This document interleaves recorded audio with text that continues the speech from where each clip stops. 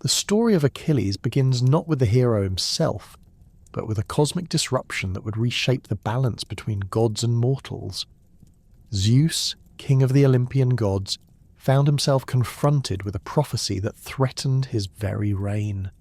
The sea nymph Thetis, daughter of the ancient sea god Nereus, and one of the 50 Nereids who dwelt in the Mediterranean's deepest caverns, possessed a beauty that captivated both Zeus and his brother Poseidon.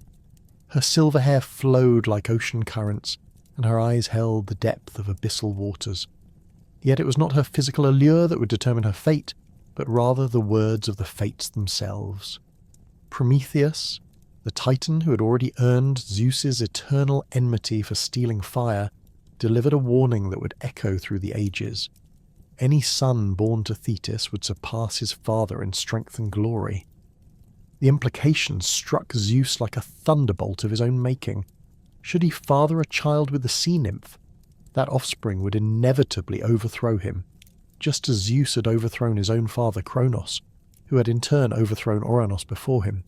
The cyclical nature of divine succession, which had governed the cosmos since its inception, suddenly presented an unacceptable risk.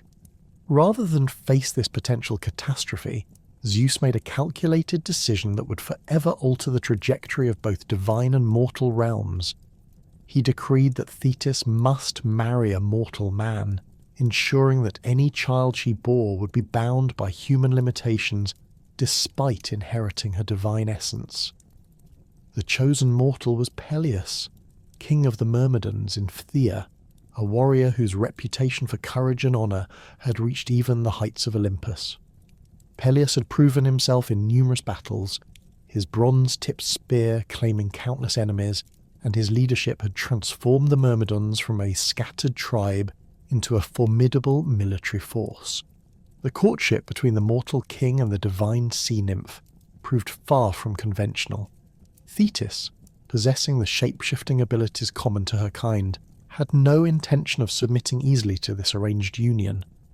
When Peleus first attempted to approach her on the shores near his kingdom, she transformed into a serpent, her scales gleaming like polished bronze in the sunlight, her forked tongue tasting the air for danger.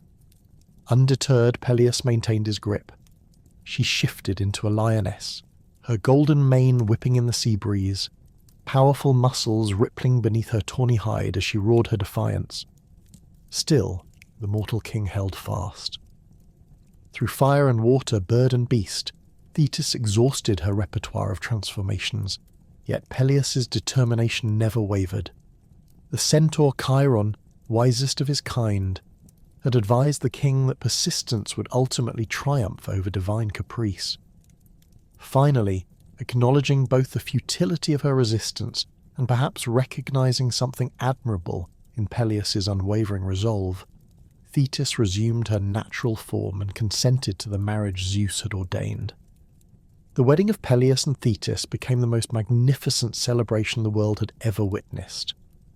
Mount Pelion, chosen as the venue for its proximity to both sea and sky, was transformed into a divine amphitheatre. The Olympian gods descended from their celestial realm, their radiance illuminating the mountainside with otherworldly light. Apollo brought his golden lyre, its music weaving melodies that made the very stones weep with beauty. Dionysus provided wine that flowed like rivers, its intoxicating effects heightened by divine essence. The muses sang in harmonies that mortal ears had never before experienced, their voices creating symphonies that seemed to reshape reality itself.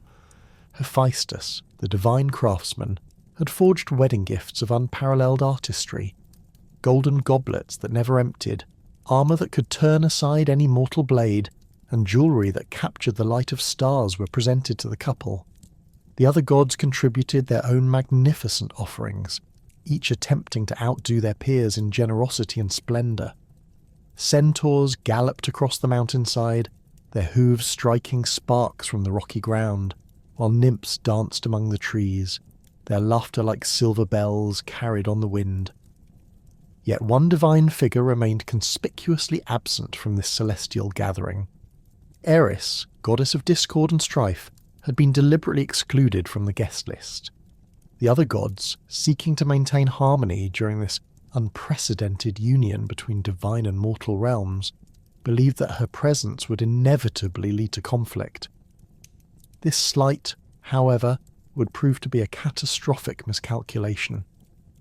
Eris appeared at the height of the festivities, her dark robes billowing like storm clouds, her eyes burning with the fury of the perpetually wronged.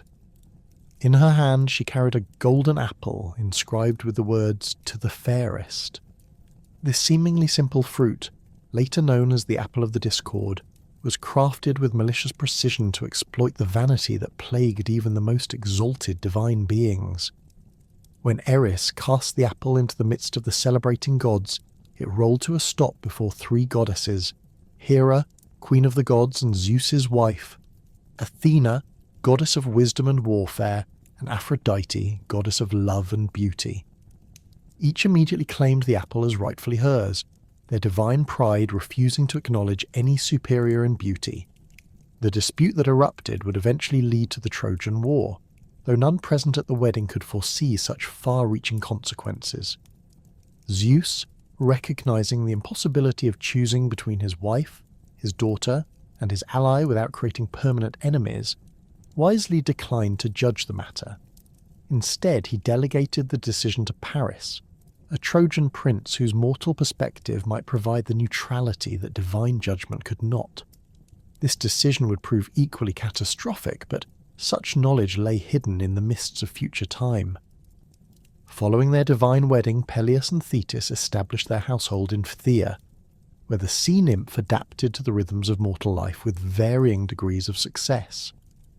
The palace, constructed of massive limestone blocks quarried from local mountains, stood on a hill overlooking the Aegean Sea, allowing Thetis to maintain her connection to her aquatic realm.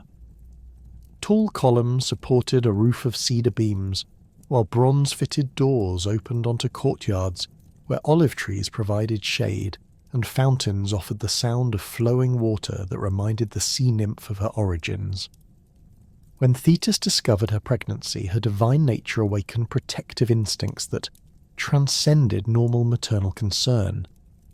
She understood that her child would inherit aspects of both mortal and immortal essence, creating unprecedented possibilities and dangers. The prophecy that had driven Zeus to arrange her marriage to a mortal now took on new significance.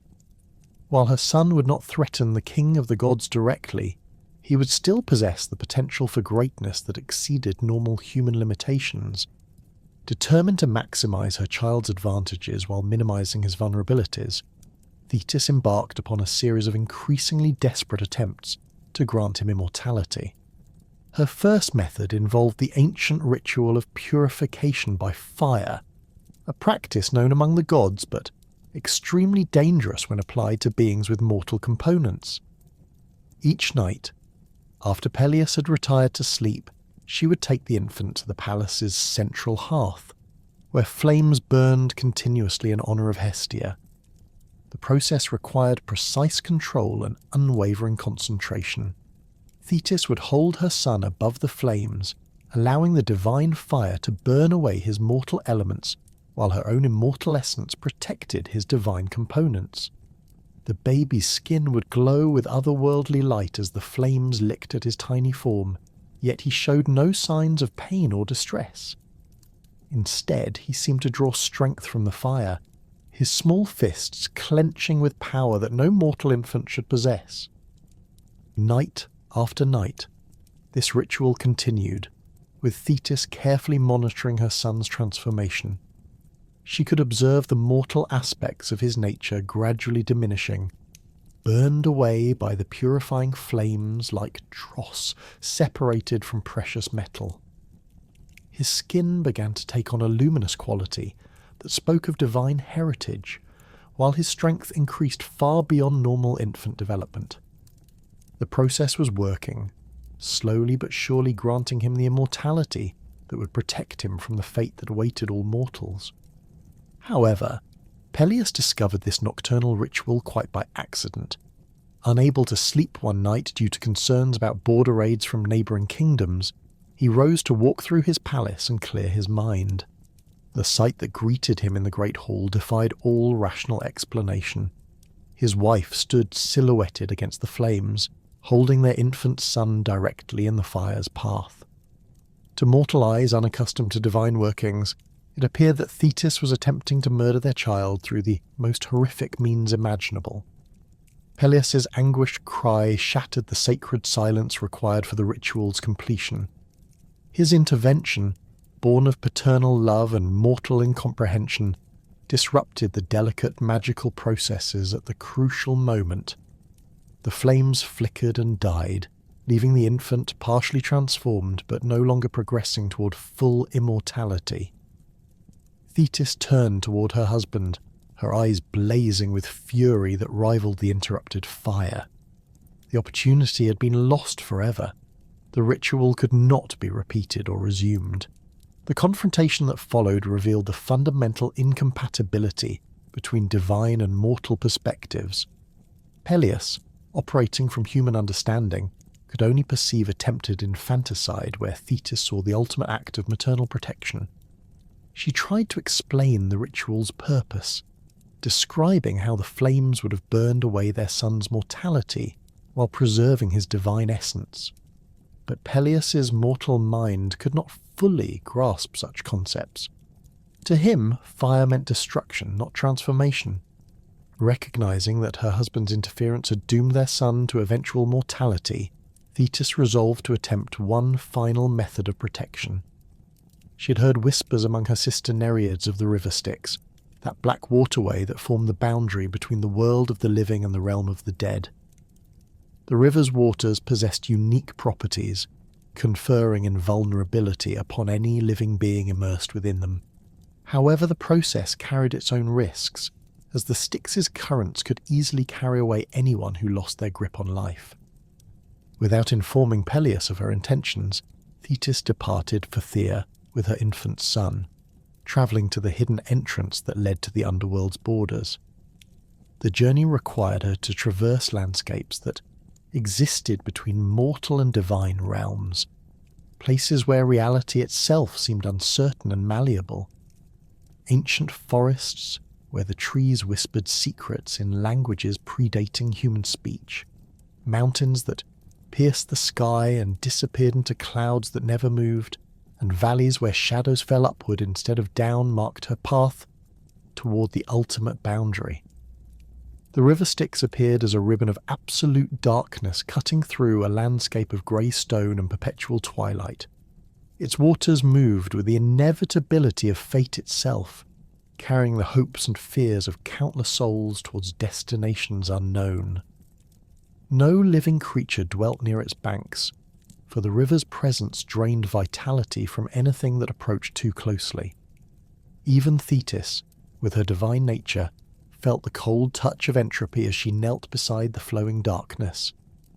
Grasping her son firmly by his right heel, Thetis lowered him into the Styx's frigid waters.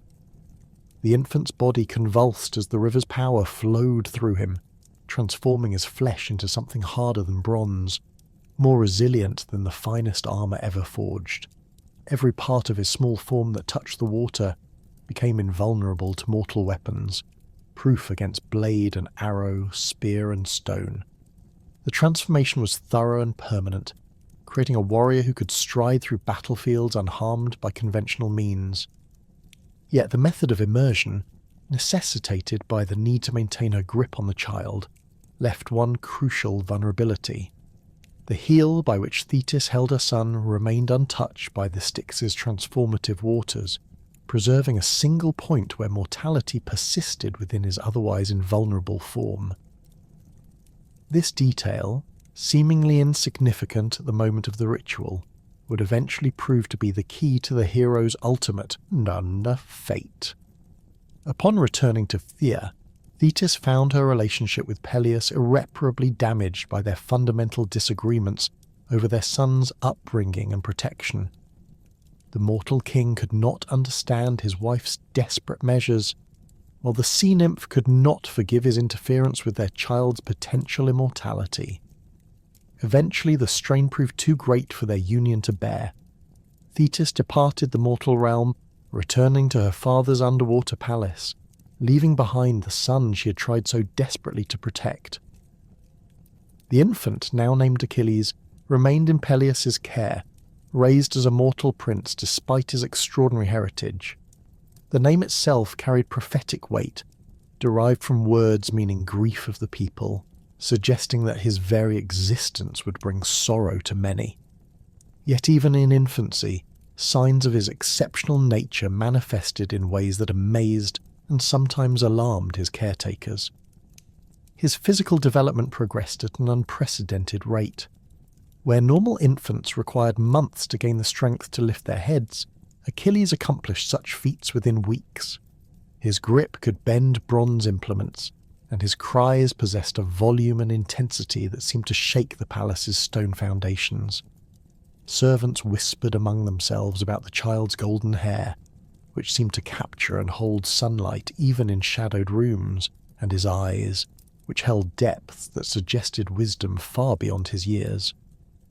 As Achilles grew from infant to toddler, his extraordinary speed became increasingly apparent. He could run faster than boys twice his age, his feet barely seeming to touch the ground as he raced through the palace corridors and courtyards. Peleus watched with a mixture of pride and apprehension as his son displayed abilities that clearly transcended normal human limitations. The child could leap distances that defied natural laws, climb walls with the agility of a spider, and demonstrate reflexes that allowed him to catch arrows fired at practice targets. The prophecy that had shaped his very conception began to manifest in more subtle ways as well. Seers and oracles who visited Peleus's court would often pause when encountering the young prince, their eyes taking on the distant look that indicated divine visions. They spoke in hushed tones of two paths stretching before the child, each leading to vastly different destinies. One path offered length of years, a quiet life spent ruling Pythia, marriage to a suitable princess, children to carry on his lineage, and eventually a peaceful death in old age, followed by the obscurity that claimed most mortals. The alternative path blazed with glory but burned brief as a shooting star. This destiny promised battles that would echo through history, deeds that would inspire songs for generations, and a name that would never be forgotten as long as humans drew breath. Yet this immortal fame would come at the ultimate price, a life cut short in its prime, youth and strength sacrificed on the altar of eternal renown.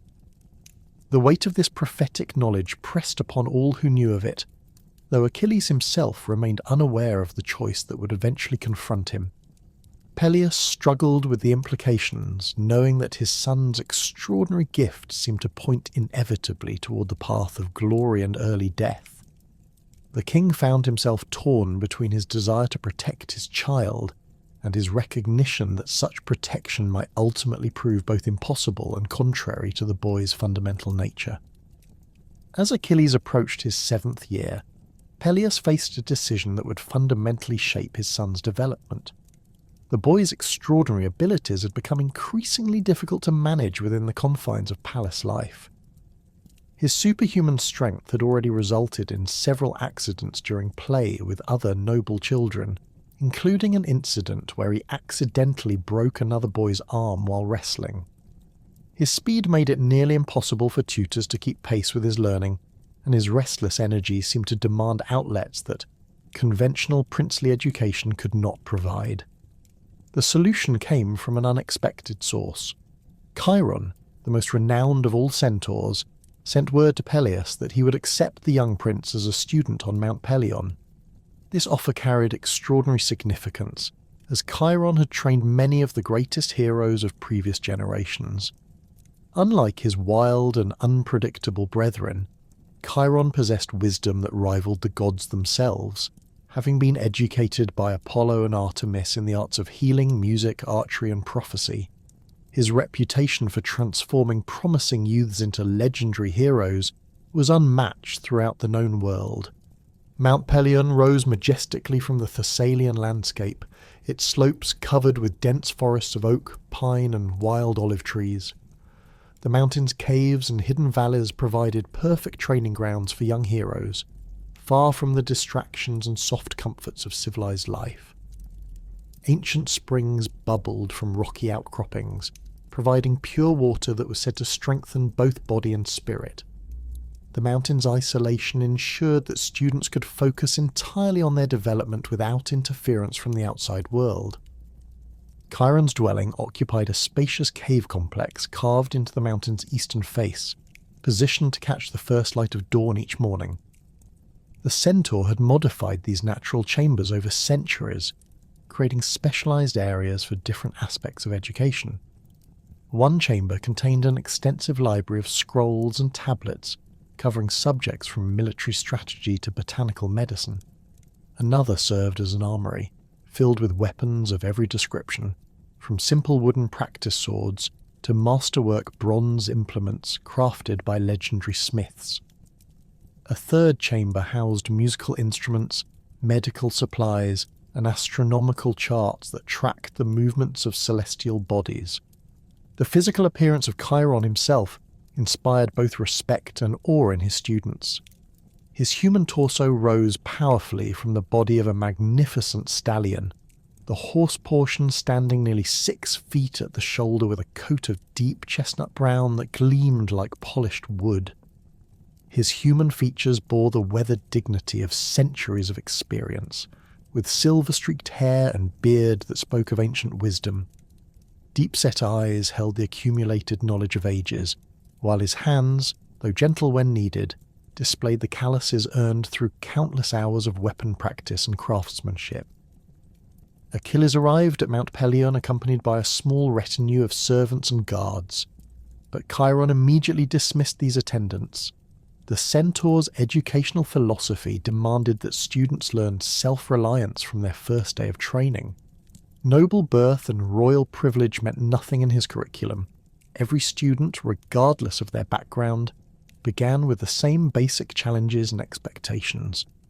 The daily routine established for Achilles reflected Chiron's comprehensive approach to heroic education. Each day began before dawn, with physical conditioning that would have challenged grown warriors. The young prince learned to run up steep mountain paths carrying heavy stones, building both endurance and leg strength. He practiced swimming in the mountain's icy streams, developing the ability to move efficiently through water while wearing armor. Tree climbing exercises enhanced his agility and spatial awareness, while rock throwing competitions improved his accuracy and arm strength. Chiron's weapon training began with fundamental principles that would later support advanced techniques. Rather than immediately placing a sword in Achilles' hands, the centaur started with staff work, teaching proper stance, balance, and movement patterns. The staff served as a foundation for understanding leverage, timing, and distance management. Only after mastering these basics did the training progress to actual weapons. The spear received particular emphasis in Achilles' education, as this weapon would become his signature implement of war. Chiron possessed a collection of spears crafted by different smiths and designed for various purposes. Light javelins for throwing practice helped develop accuracy and understanding of projectile physics. Heavier war spears taught the techniques of mounted and dismounted combat.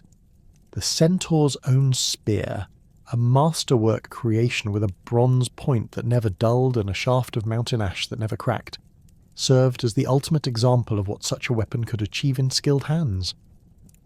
Under Chiron's guidance, Achilles learned the 17 classical spear techniques that formed the foundation of Greek martial arts. The overhead thrust, delivered with the full power of shoulder and back muscles, could punch through bronze armor at close range. The underhand thrust, more difficult to see coming, proved devastatingly effective against unarmored opponents. Sweeping attacks used the spear's length to strike multiple enemies or knock opponents off balance. Defensive techniques taught how to deflect incoming weapons while maintaining offensive capability. The young hero's natural speed and strength accelerated his progress through these techniques at a rate that amazed even Chiron. Where other students required months to master basic forms, Achilles demonstrated competency within weeks. His reflexes allowed him to execute combination attacks with fluid precision, linking offensive and defensive movements in sequences that created openings for decisive strikes. The centaur began incorporating increasingly complex scenarios into training sessions, teaching Achilles to adapt his techniques to different opponents and battlefield conditions. Sword work complemented the spear training, though Chiron emphasized that the sword served primarily as a backup weapon when the spear was lost or broken. The bronze swords of the era required different techniques than later iron weapons, as bronze's properties demanded precise edge alignment and careful maintenance. Achilles learned to read an opponent's intentions through subtle body language cues, allowing him to counter attacks before they fully developed. His training included techniques for fighting multiple opponents simultaneously, using movement and positioning to prevent enemies from coordinating their attacks effectively. The centaur's instruction in archery revealed another dimension of Achilles' exceptional abilities. His eyesight proved remarkably acute, allowing him to distinguish targets at distances that challenged normal human vision. His steady hands and natural understanding of trajectory enabled him to consistently hit marks that other students could barely see. Chiron taught him to calculate wind effects, adjust for target movement, and deliver arrows with enough force to penetrate armor at considerable distances. Medical training formed an essential component of Chiron's curriculum, reflecting the centaur's belief that true warriors must understand both how to inflict wounds and how to heal them. Achilles learned to identify medicinal plants throughout Mount Pelion's diverse ecosystem. He discovered which herbs could stop bleeding, reduce fever, or ease pain from injuries. The preparation of poultices, tinctures, and other remedies became as familiar to him as weapon maintenance. Surgical techniques, though primitive by later standards, provided crucial battlefield skills. Chiron taught Achilles how to remove arrowheads without causing additional damage, how to set broken bones properly, and how to clean and dress wounds to prevent infection. The young hero practiced these skills on injured animals found during mountain expeditions, learning to work quickly and efficiently under pressure. The centaur's musical instruction served multiple purposes beyond simple entertainment. Music provided mental discipline and emotional expression that balanced the physical demands of combat training. Achilles learned to play the lyre with considerable skill, his fingers developing the dexterity that would later serve him well in weapon handling. The mathematical relationships underlying musical harmony enhanced his understanding of proportion and timing, concepts that applied directly to combat techniques. Singing accompanied the lyre playing, as Chiron believed that heroes must be able to inspire their followers through both word and deed. The traditional songs of past heroes provided examples of proper conduct and noble behaviour. Epic narratives taught strategic thinking through historical examples of successful and failed military campaigns. The young prince memorized hundreds of verses, developing the verbal skills that would later make him an effective leader. Chiron's moral instruction proved equally rigorous and comprehensive.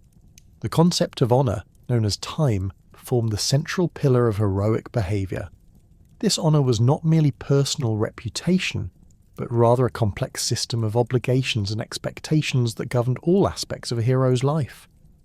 True honour required courage in battle, loyalty to companions, respect for the gods, and protection of those unable to defend themselves. The centaur used practical examples to illustrate these principles. During hunting expeditions, Achilles learned that a hero never took more game than needed, never hunted pregnant females, and always shared the kill with less successful hunters. In mock battles with other students, he discovered that victory meant nothing if achieved through dishonourable means. The concept of fair play became ingrained through countless small lessons and corrections. Pride, while potentially dangerous, was recognised as an essential component of heroic character when properly channeled. Chiron taught Achilles to take pride in his achievements without becoming arrogant, to accept praise gracefully while continuing to strive for improvement. The young hero learned that true pride came from meeting high standards consistently, not from single spectacular accomplishments. The heroic code that emerged from this education created a framework for decision-making that would guide Achilles throughout his life. This code prioritized honor above safety, reputation above comfort, and glory above longevity. Heroes were expected to face impossible odds without hesitation, to keep their word regardless of personal cost, and to choose death before dishonor. Other young heroes trained alongside Achilles on Mount Pelion, creating a community of exceptional individuals who would later become legends in their own right. Patroclus, slightly older than Achilles and exiled from his homeland after accidentally killing another boy during a dice game, became the closest friend and constant companion of Peleus's son. The bond between these two transcended normal friendship, developing into a relationship that combined elements of brotherhood, mentorship, and deep emotional connection. Patroclus possessed a gentler nature than Achilles, showing particular skill in the healing arts that Chiron taught.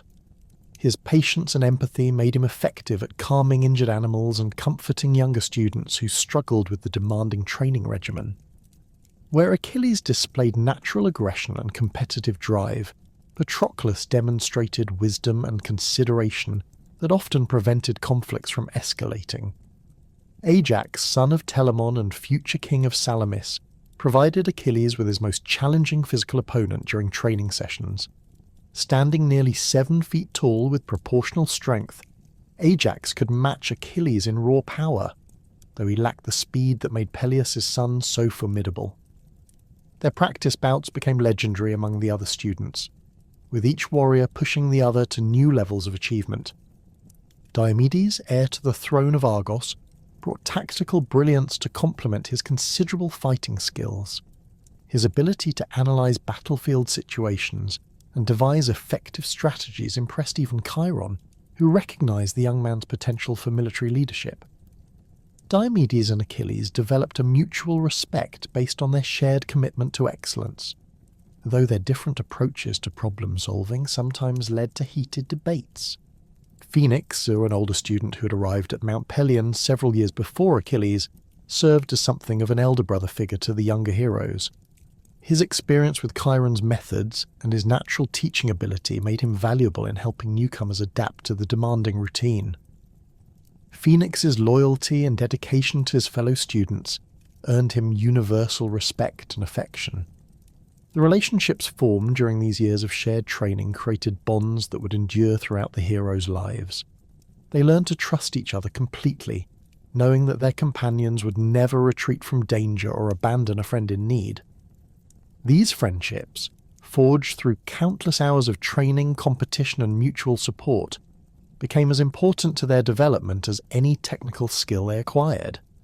Leadership qualities emerged naturally from Achilles' combination of exceptional ability and strong personality. Other students instinctively looked to him for guidance during group exercises, recognizing his superior skills and quick decision-making abilities. Chiron carefully nurtured this leadership potential, while ensuring that it did not develop into arrogance or contempt for others.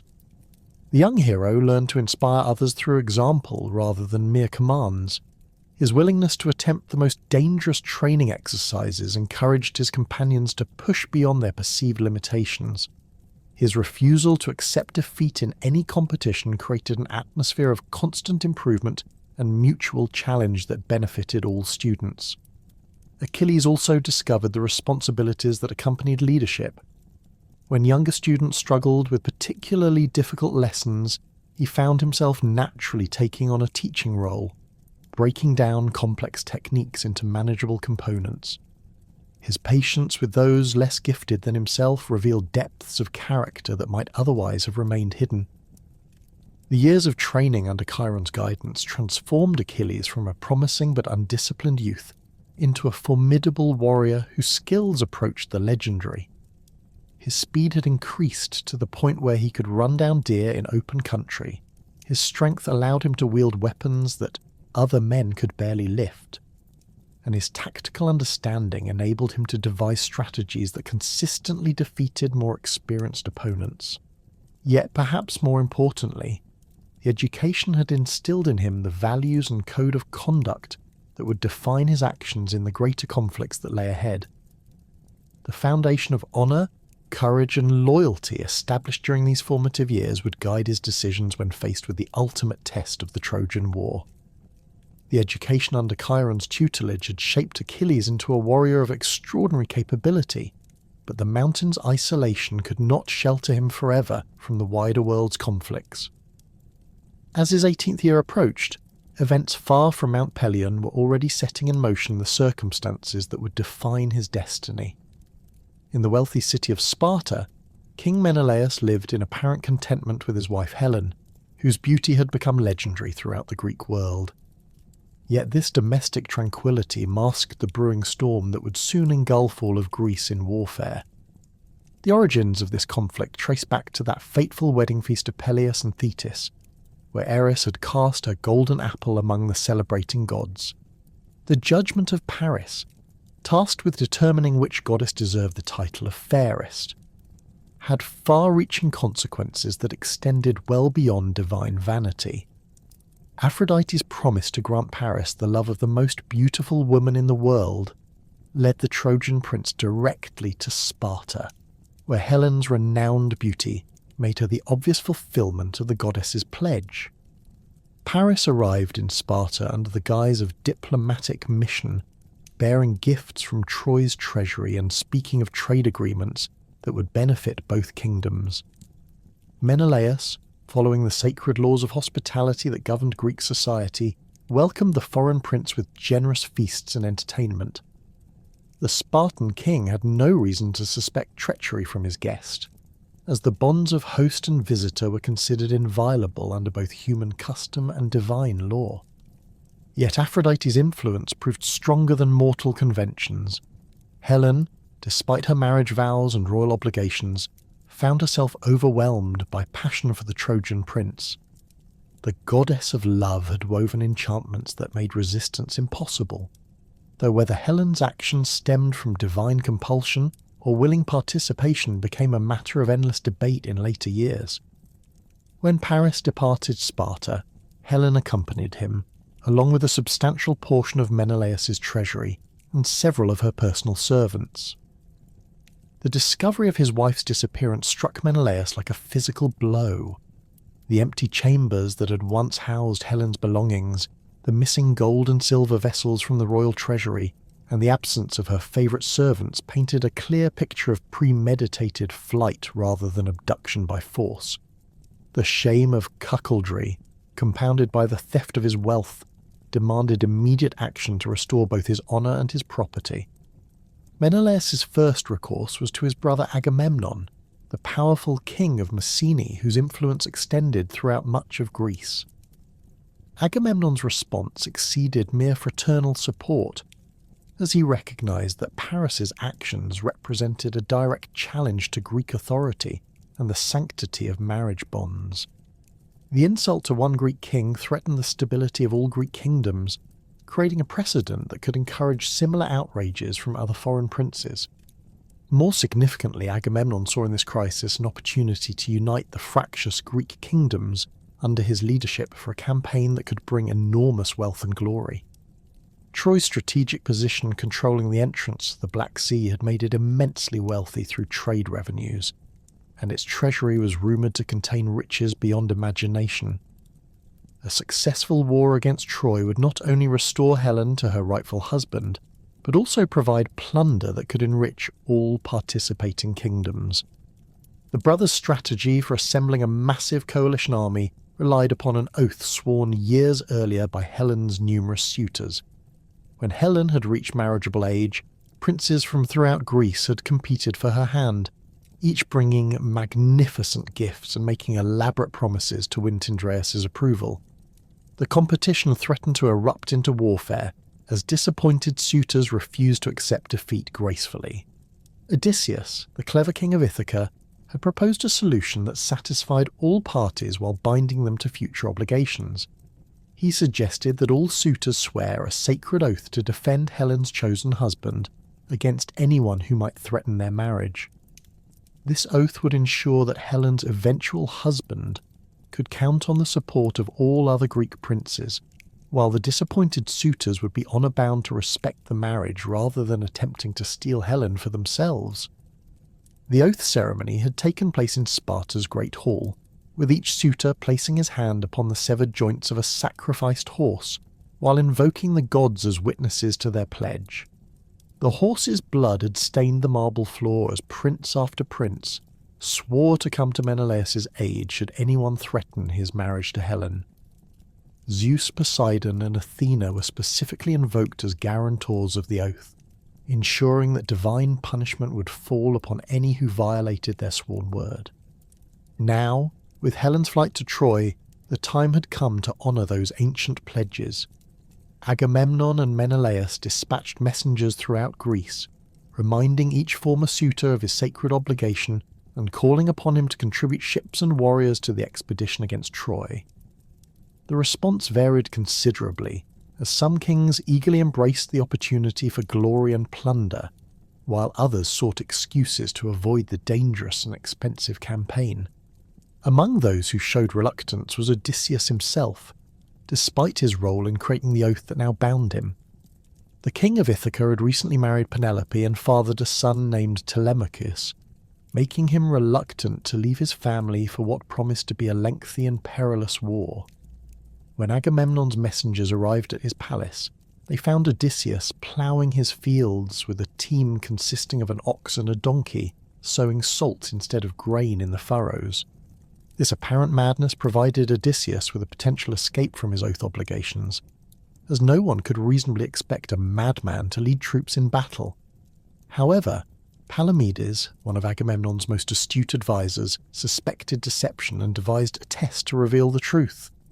He placed the infant Telemachus directly in the path of Odysseus's plough, forcing the supposedly mad king to choose between maintaining his pretense and protecting his son. Odysseus immediately stopped the plough and moved his child to safety, revealing his sanity and eliminating his excuse for avoiding military service. Similar scenes played out across Greece as various kings and princes were compelled to honour their oath obligations despite personal reservations about the campaign.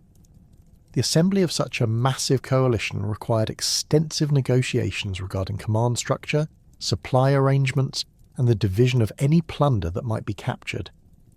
These discussions took place primarily at Aulis, a harbour town in Boeotia that provided adequate anchorage for the enormous fleet that was gradually assembling. While these preparations proceeded throughout the Greek world, Thetis observed the developing situation with growing alarm from her underwater palace. Her divine nature allowed her to perceive the threads of fate more clearly than mortals could, and she recognized that the war against Troy would inevitably draw her son into its orbit. The prophecy that had shaped Achilles' very conception now loomed with terrible clarity, offering him the choice between a long, obscure life and a brief existence crowned with immortal glory. Determined to protect her son from this fate, Thetis employed her shape-shifting abilities to visit him on Mount Pelion in the guise of a travelling merchant. She found Achilles engaged in advanced combat training with Chiron, his skills having progressed to the point where he could defeat multiple opponents simultaneously. The sight of her son's martial prowess, while filling her with maternal pride, also confirmed her worst fears about his inevitable destiny. Thetis revealed her true identity to Achilles and explained the developing situation, emphasizing the dangers that awaited any hero who joined the expedition to Troy. She spoke of the prophecy that promised him either long life in obscurity or brief existence crowned with eternal fame, urging him to choose the path of safety and longevity. The sea nymph's arguments carried the weight of divine knowledge, as she could foresee outcomes hidden from mortal perception. Yet even as she pleaded with her son to avoid the coming war, Thetis recognized the futility of her efforts. Achilles' education under Chiron had instilled in him the heroic values that made retreat from glory impossible. His entire upbringing had prepared him for exactly the sort of conflict that was now approaching, and his nature demanded that he seek the greatest challenges available. The very qualities that made him exceptional also made him incapable of choosing safety over honour. Realizing that persuasion would not succeed, Thetis resorted to more direct methods of protection. She spirited Achilles away from Mount Pelion during the night, using her divine powers to transport him across the Aegean Sea to the island of Syros. This rocky island, ruled by King Lycomedes, lay far enough from the main shipping routes to provide effective concealment from Agamemnon's recruiters. Lycomedes ruled Syros from a modest palace built atop the island's highest hill, its white limestone walls offering commanding views of the surrounding waters. The king was known for his wisdom and discretion, qualities that made him an ideal ally for Thetis's deception. His court included several daughters of marriageable age, providing the perfect cover for Achilles' concealment. Thetis's plan required Achilles to disguise himself as a young woman, taking the name Pyrrha in reference to his reddish-golden hair. The transformation involved more than simply donning feminine clothing, as Achilles needed to master the mannerisms and behaviours expected of a noble maiden. He learned to walk with shorter, more delicate steps, to speak in higher tones, and to display the modest demeanour considered appropriate for unmarried women. The disguise proved remarkably effective, aided by Achilles' naturally handsome features and his lack of facial hair due to his youth. Dressed in flowing chitons of fine linen, and adorned with jewellery appropriate to his supposed station, he blended seamlessly among Lycomedes' daughters. His exceptional beauty, even in feminine guise, attracted admiring comments from visitors to the court, who believed they were observing one of the most lovely maidens in Greece. Life among the royal women of Syros provided Achilles with insights into aspects of aristocratic society that his previous education had not covered. He learned the intricate protocols governing female behaviour, the complex relationships between mothers and daughters, and the expectations placed upon noble women in Greek society. This experience broadened his understanding of the world beyond the purely martial sphere that had dominated his training. The daily routine of the royal household differed dramatically from the rigorous schedule he had followed on Mount Pelion. Instead of dawn combat practice, the day began with prayers and offerings to Athena and Artemis. Weaving occupied much of the morning, as the production of fine textiles represented both practical necessity and artistic expression for noble women. Music and poetry filled the afternoon hours, while evenings were devoted to conversation and games that tested wit rather than physical prowess. Despite the effectiveness of his disguise, Achilles found the enforced inactivity increasingly difficult to bear. His warrior's nature rebelled against the sedentary lifestyle expected of noble maidens, and he struggled to contain the restless energy that demanded physical expression. Secret nighttime exercises helped maintain his conditioning, but these clandestine training sessions carried the risk of discovery and exposure.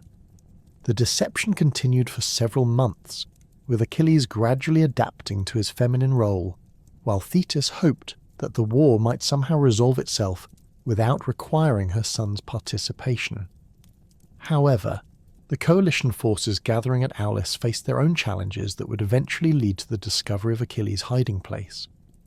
The seer Calchas, whose prophetic abilities rivaled those of the most renowned oracles, had delivered a troubling prediction to Agamemnon's war council. The gods had revealed that Troy could not be conquered without the participation of Achilles, son of Peleus and Thetis.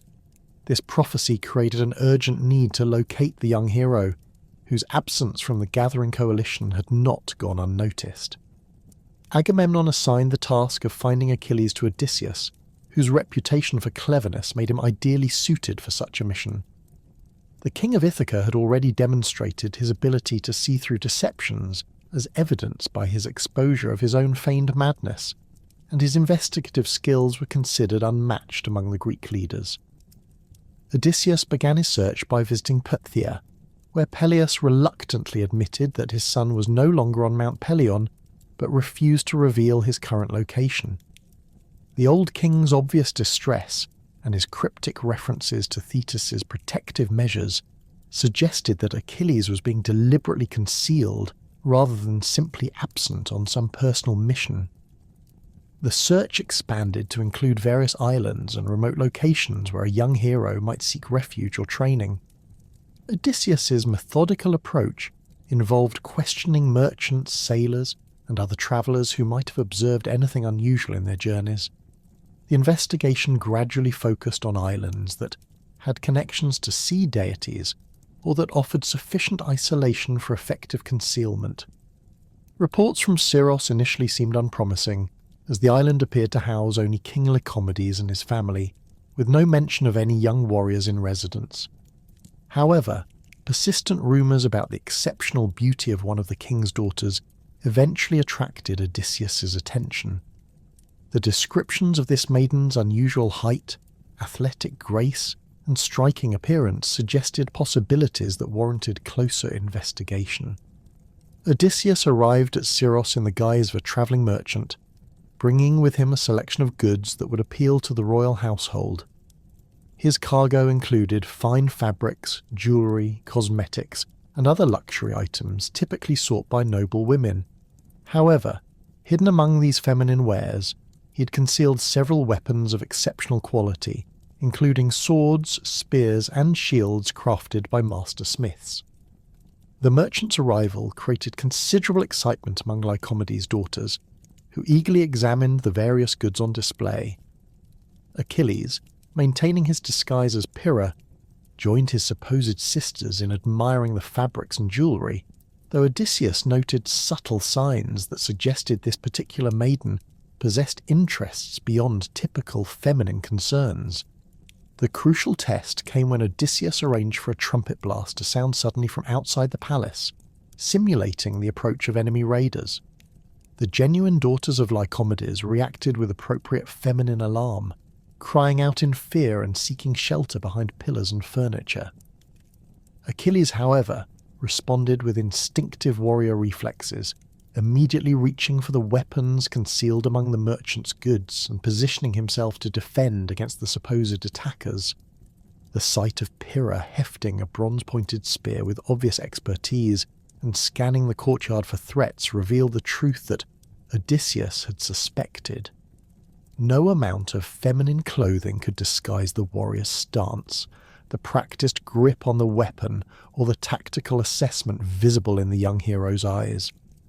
The deception that had protected Achilles for months crumbled in an instant, exposing his true identity to the man who had been specifically tasked with finding him. Confronted with undeniable evidence of his discovery, Achilles abandoned his disguise and revealed himself in his true form. The transformation from demure maiden to formidable warrior was startling in its completeness, as if the feminine persona had been merely a costume worn over his essential nature. His relief at ending the pretense was obvious, as the constraints of his disguise had grown increasingly burdensome as the months passed. Odysseus wasted no time in explaining the situation that had brought him to Syros. He described the coalition gathering at Aulis, the prophecy that declared Achilles essential to Troy's conquest, and the glory that awaited the young hero if he joined the expedition. The king of Ithaca was skilled in persuasion, understanding how to appeal to the heroic nature that Chiron's education had cultivated in Achilles. The offer presented Achilles with a choice that had been prophesied since his birth. He could remain on Syros, perhaps eventually marrying one of Lycomedes' daughters and living a long, peaceful life far from the conflicts that raged in the wider world. Alternatively, he could join the greatest military expedition ever assembled, facing dangers that would test every skill he had learned, but also offering opportunities for glory that would echo through history. The decision required no lengthy deliberation. Achilles' entire upbringing had prepared him for exactly this moment, and his warrior's nature made the choice inevitable. The prospect of remaining hidden, while other heroes won fame and honour in the greatest war of their generation, was simply unacceptable to someone raised according to the heroic code that Chiron had instilled. His acceptance of Odysseus's invitation carried with it the full knowledge of what his choice entailed. The prophecy that promised him either long life in obscurity or brief existence crowned with eternal glory now demanded its fulfillment. By choosing to join the expedition to Troy, Achilles was simultaneously choosing the path that would lead to his early death, though the exact circumstances of that fate remained hidden in the future's mists.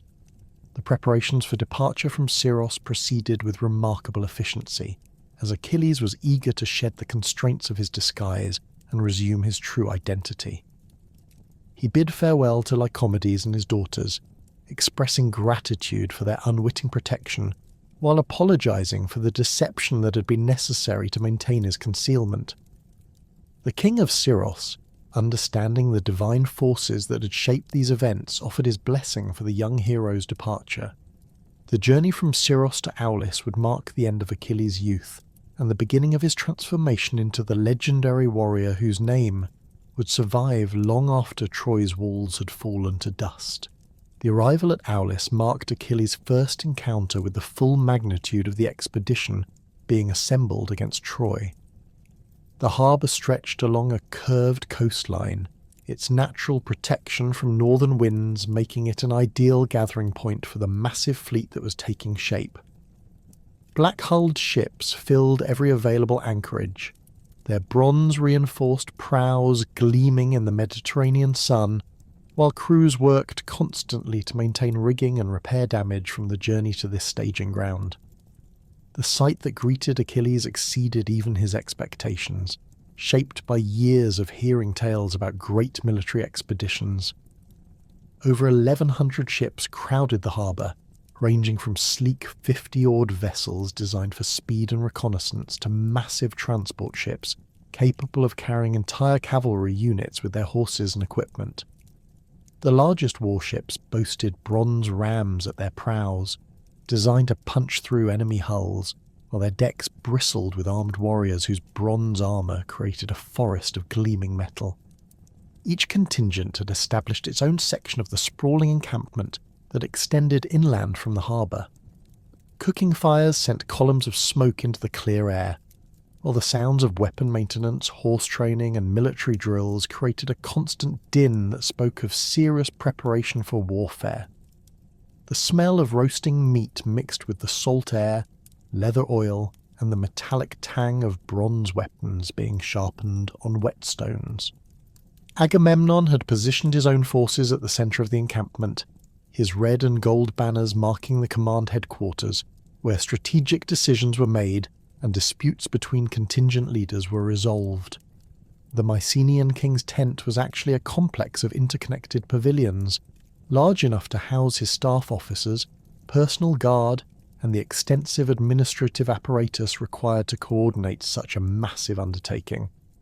The Myrmidons of Phthia occupied a prominent position near the harbour's eastern edge, their 50 black ships drawn up in perfect formation on the sandy beach. Achilles felt a surge of pride as he observed his father's warriors, recognizing the disciplined efficiency that set them apart from many other contingents. These men had been forged into a unified fighting force through years of border conflicts and training exercises, their loyalty to the house of Peleus absolute and unquestioning. The Myrmidons themselves presented an intimidating appearance that reflected their reputation as elite warriors.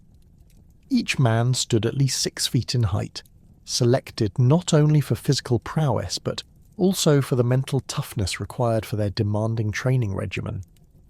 Their bronze armour bore the distinctive wave pattern that identified them as followers of Peleus, while their shields displayed the dolphin emblem that honoured Thetis's sea nymph heritage.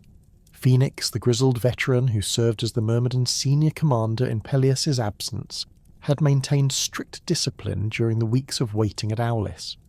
The men conducted daily weapons practice, maintained their equipment in perfect condition, and avoided the drinking and gambling that had begun to affect the morale of some other contingents. Their camp remained clean and organised, with sentries posted at regular intervals and clear protocols established for everything from meal preparation to equipment maintenance.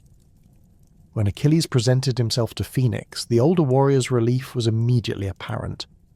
The Myrmidons had been waiting for their prince's arrival before fully committing to the expedition's activities, understanding that their effectiveness depended upon having their designated leader present to coordinate their efforts with the overall campaign strategy.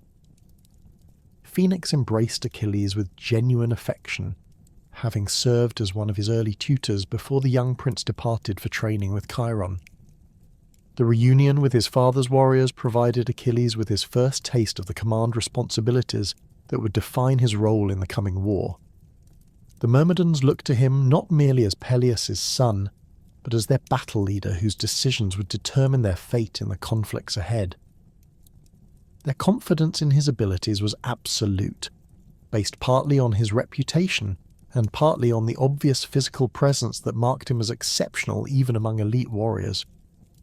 Achilles quickly established his authority through a series of tactical exercises that demonstrated both his strategic understanding and his ability to inspire maximum effort from his troops.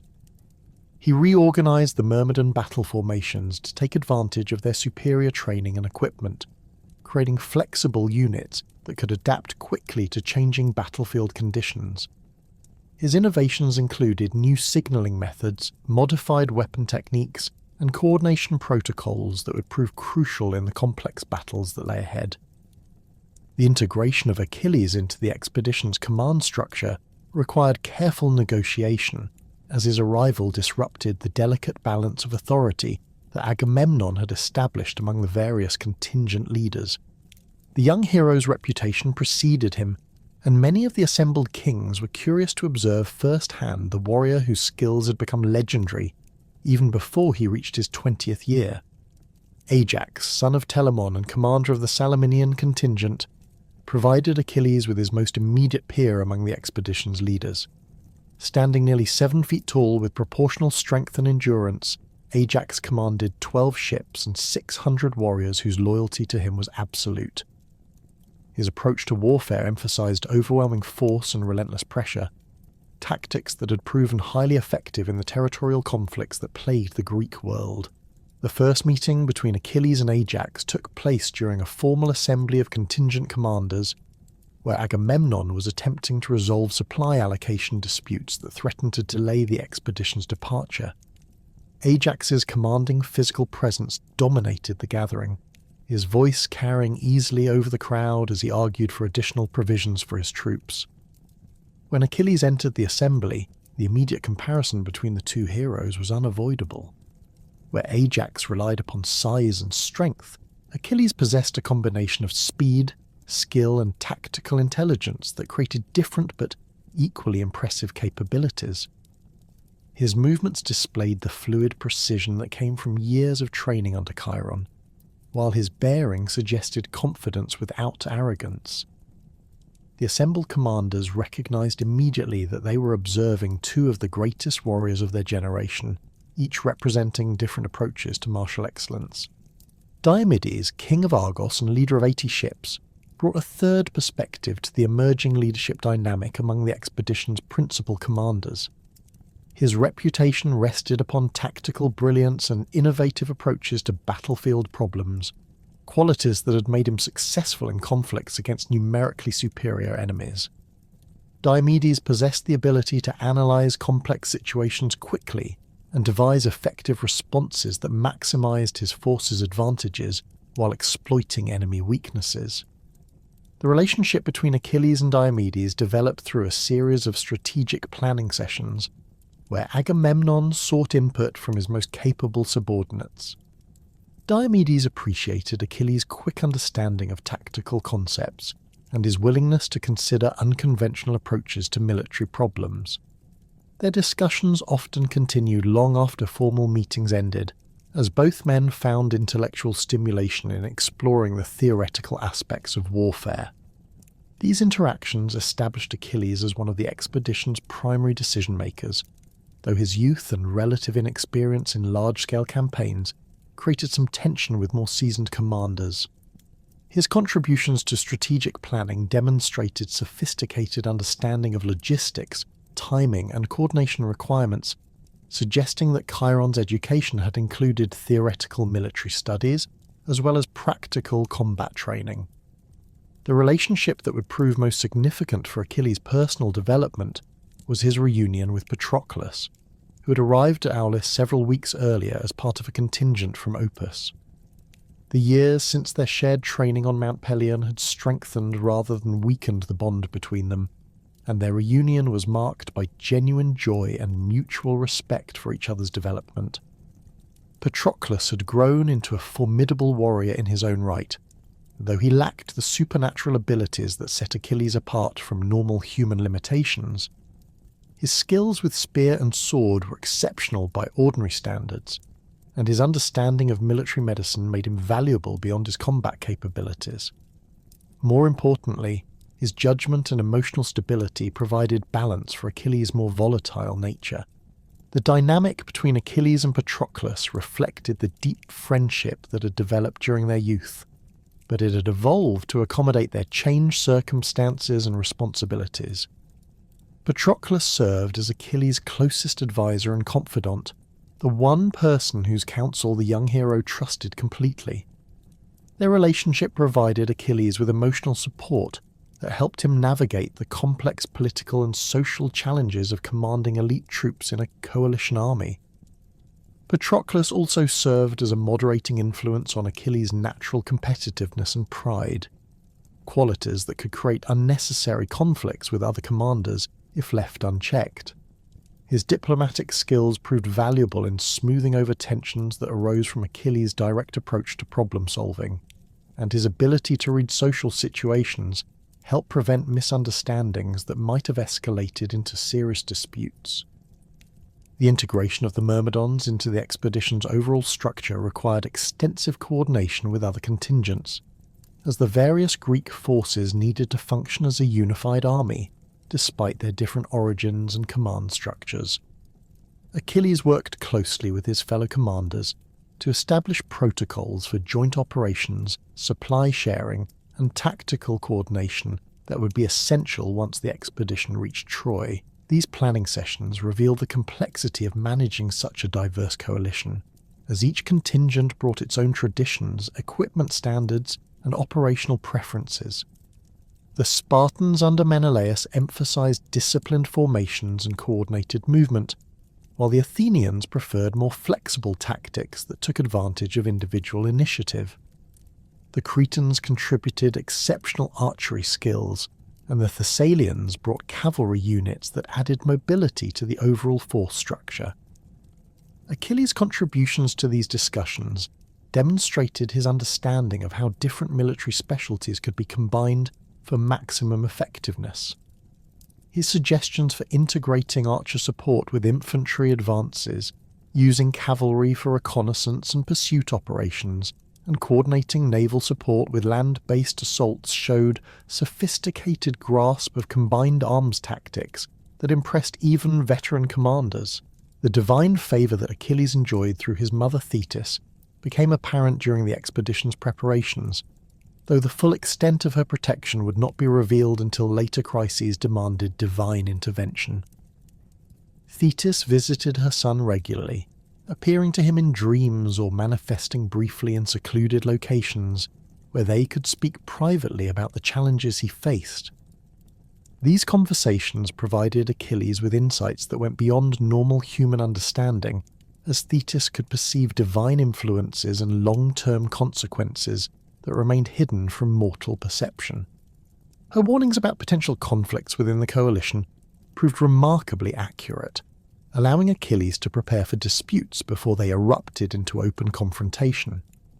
Thetis also used her influence among the sea deities to ensure favourable conditions for the Myrmidon ships, protecting them from storms that damaged other vessels and providing them with following winds when other contingents struggled against adverse weather.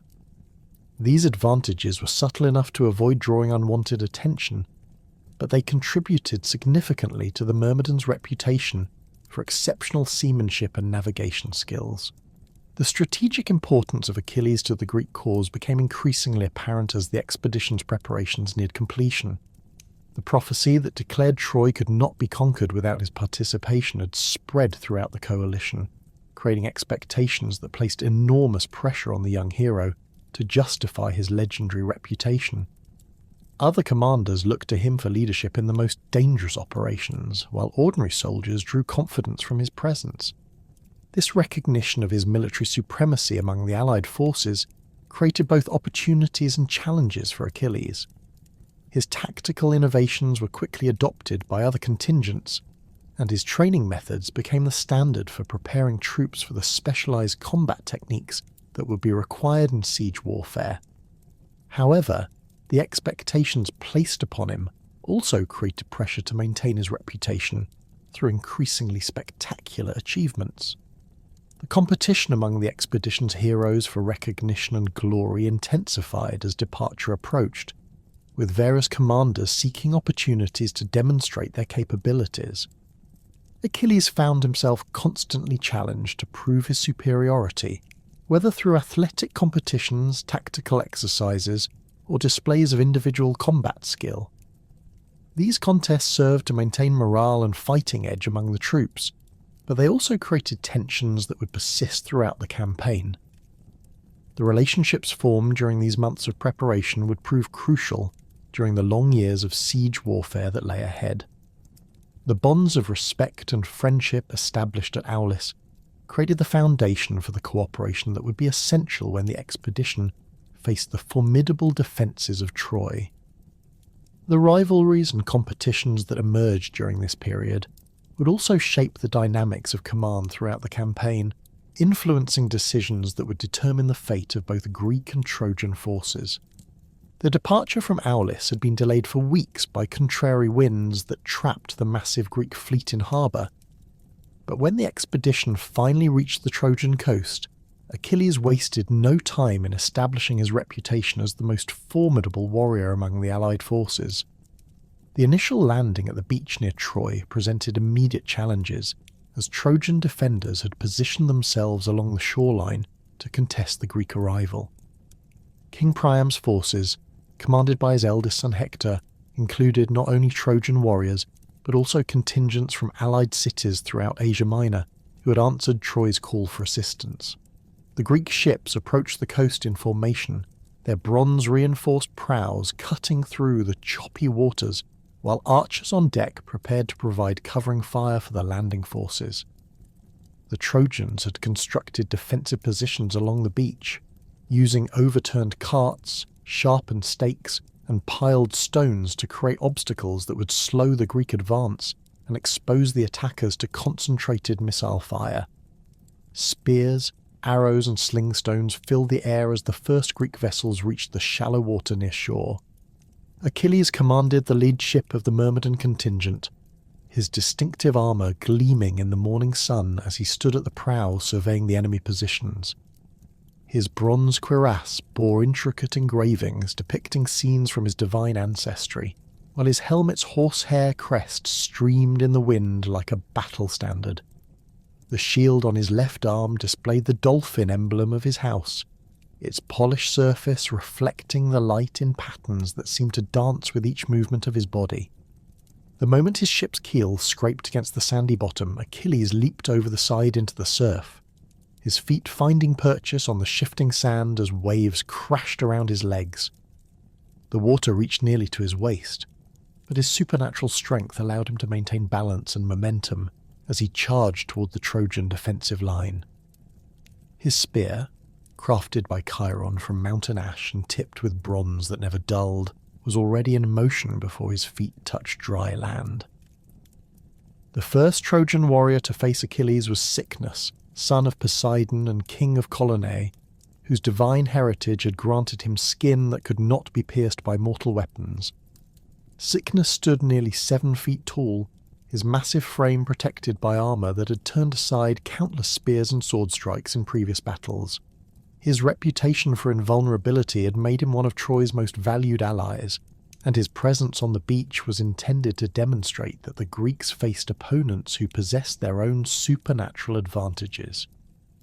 The confrontation between Achilles and Cycnus became the focal point of the entire landing operation, as warriors on both sides paused in their own fighting to observe this clash between heroes of legendary capability.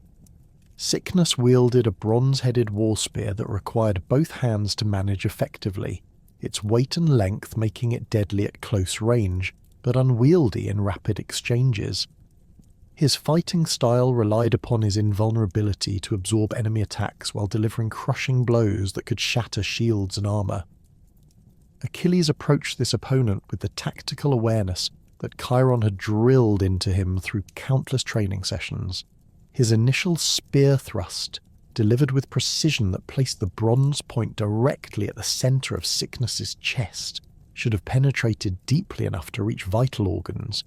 Instead, the weapon's point skittered across the Trojan skin without leaving so much as a scratch, confirming the reports of his supernatural protection. Recognizing that conventional attacks would prove useless, Achilles adapted his strategy with the fluid intelligence that marked him as exceptional among warriors. He began using his superior speed to circle his opponent, launching a series of probing attacks designed to test the limits of Cycnus' invulnerability, while avoiding the devastating counterstrikes that could crush bones even through bronze armour. His movements created a blur of motion that made it difficult for spectators to follow the action, while his spear work demonstrated techniques that pushed the boundaries of human capability.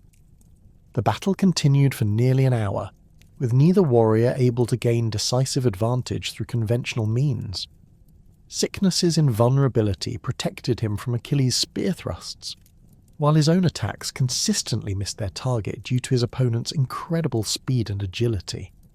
The prolonged combat began to favour Achilles, whose superior conditioning allowed him to maintain maximum effort, while his opponent showed increasing signs of fatigue.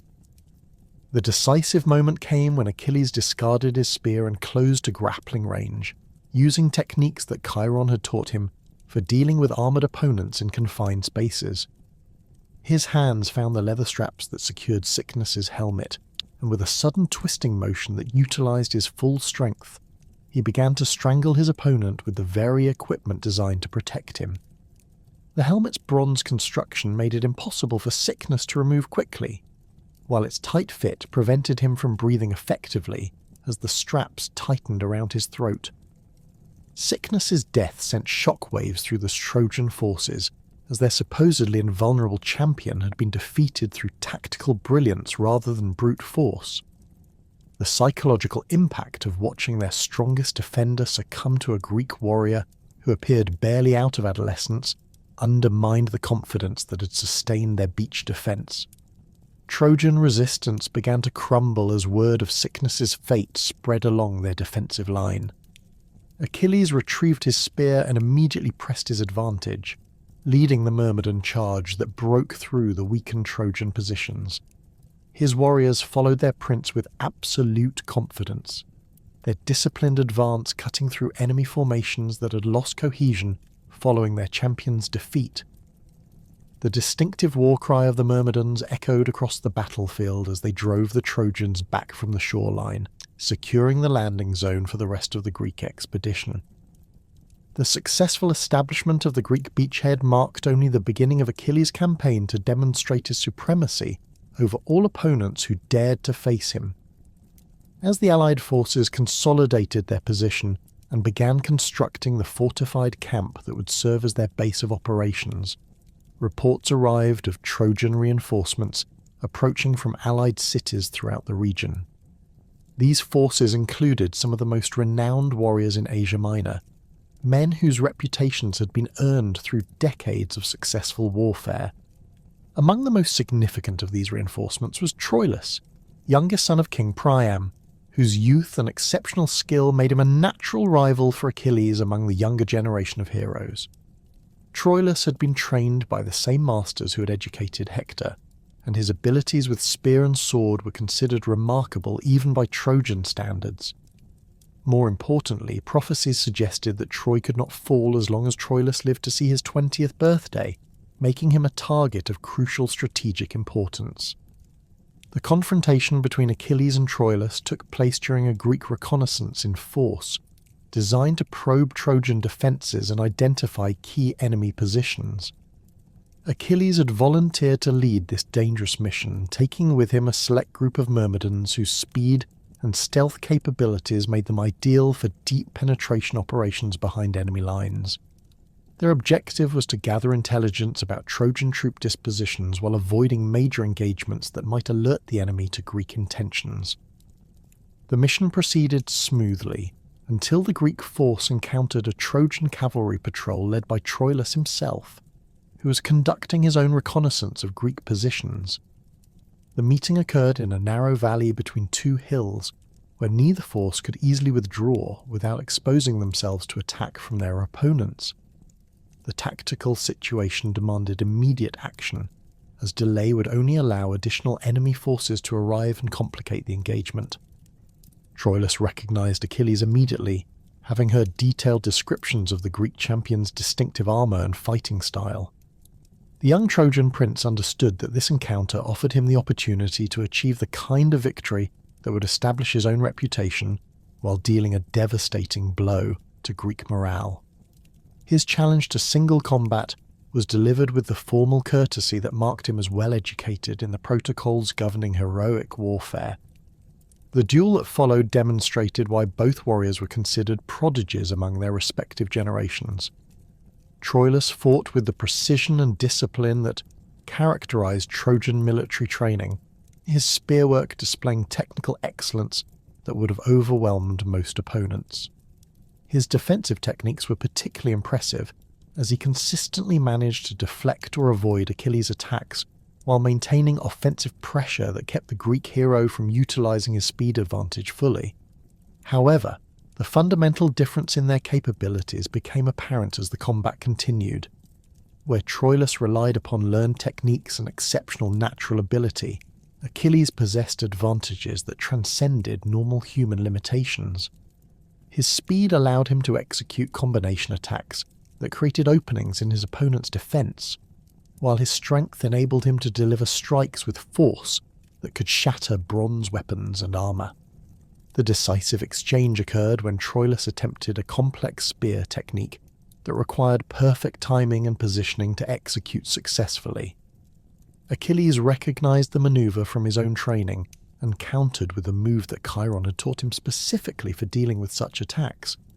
His spear point found the gap between Troilus's helmet and chest armor, penetrating deeply enough to cause fatal damage before the young Trojan could complete his own strike. The death of Troilus fulfilled one part of the prophecy that governed Troy's fate, removing a crucial element of the city's supernatural protection. More immediately, it established Achilles' reputation as a warrior capable of defeating the finest opponents that Troy and its allies could produce. The psychological impact of this victory extended far beyond the immediate tactical situation, as news of Troilus's fate spread throughout the region and influenced the calculations of other potential opponents. Following this early success, Achilles embarked upon a systematic campaign to eliminate Trojan allies and capture the cities that provided Troy with resources and reinforcements. This strategy reflected sophisticated understanding of siege warfare principles, recognizing that Troy's massive fortifications made direct assault extremely costly and potentially unsuccessful.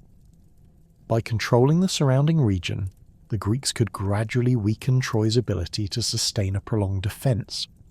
The first major target of this campaign was Lyrnessus, a prosperous city located approximately 30 miles south of Troy along the coast.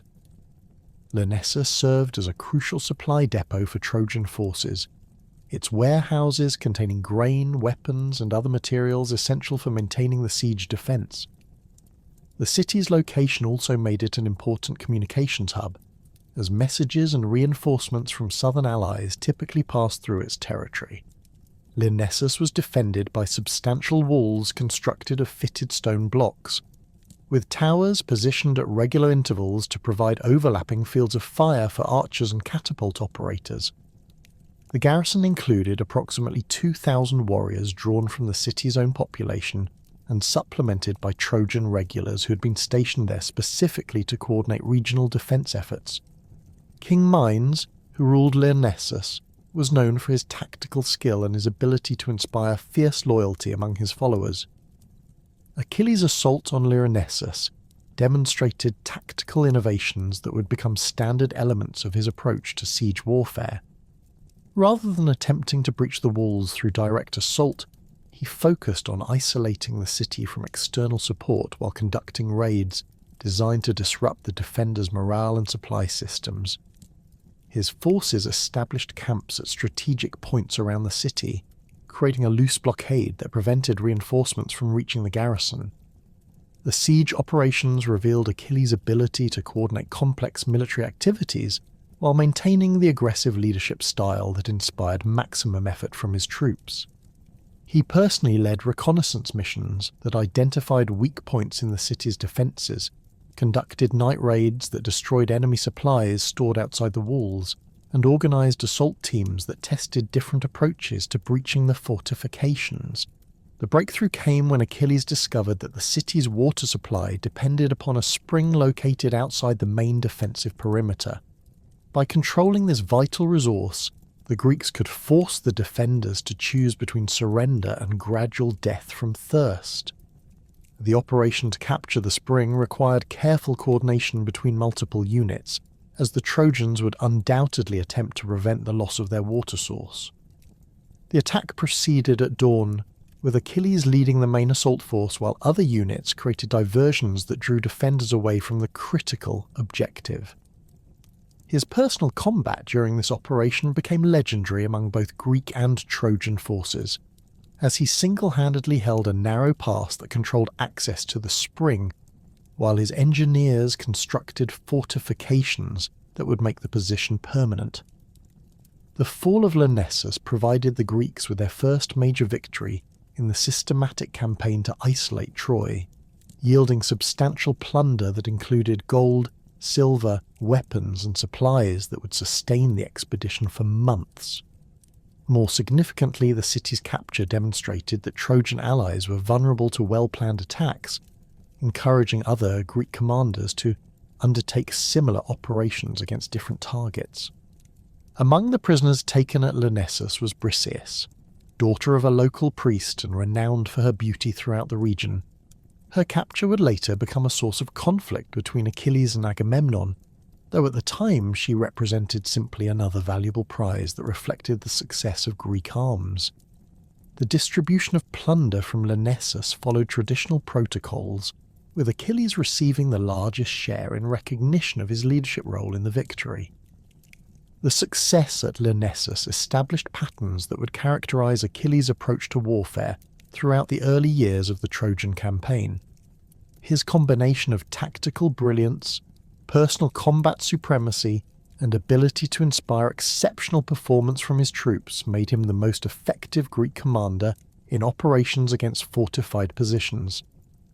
Other contingent leaders began requesting his participation in their own campaigns, recognizing that his presence significantly increased the likelihood of successful outcomes. The systematic conquest of Trojan allied cities continued throughout the following months, with Achilles leading or participating in attacks against Pedasus, Adramyttium, and other strategic locations. Each victory added to his growing reputation, while providing the Greek expedition with resources and strategic advantages that gradually shifted the balance of power in their favour. The wealth captured during these operations was distributed among the Allied forces according to established protocols, but Achilles' personal share reflected his dominant role in achieving these successes. The psychological impact of these victories extended far beyond their immediate military significance. Trojan morale suffered as news arrived of each Allied city's fall, while Greek confidence increased correspondingly as evidence accumulated of their ability to achieve decisive victories against formidable opponents. Achilles' name became synonymous with Greek military success, creating expectations that placed enormous pressure on him to maintain his record of unbroken victory. The relationship between Achilles and Agamemnon during this period reflected the complex dynamics that governed coalition warfare among the Greeks. Agamemnon recognized Achilles' military supremacy and relied upon him for the most challenging operations, but the Mycenaean king also struggled with the implications of having a subordinate whose achievements overshadowed his own.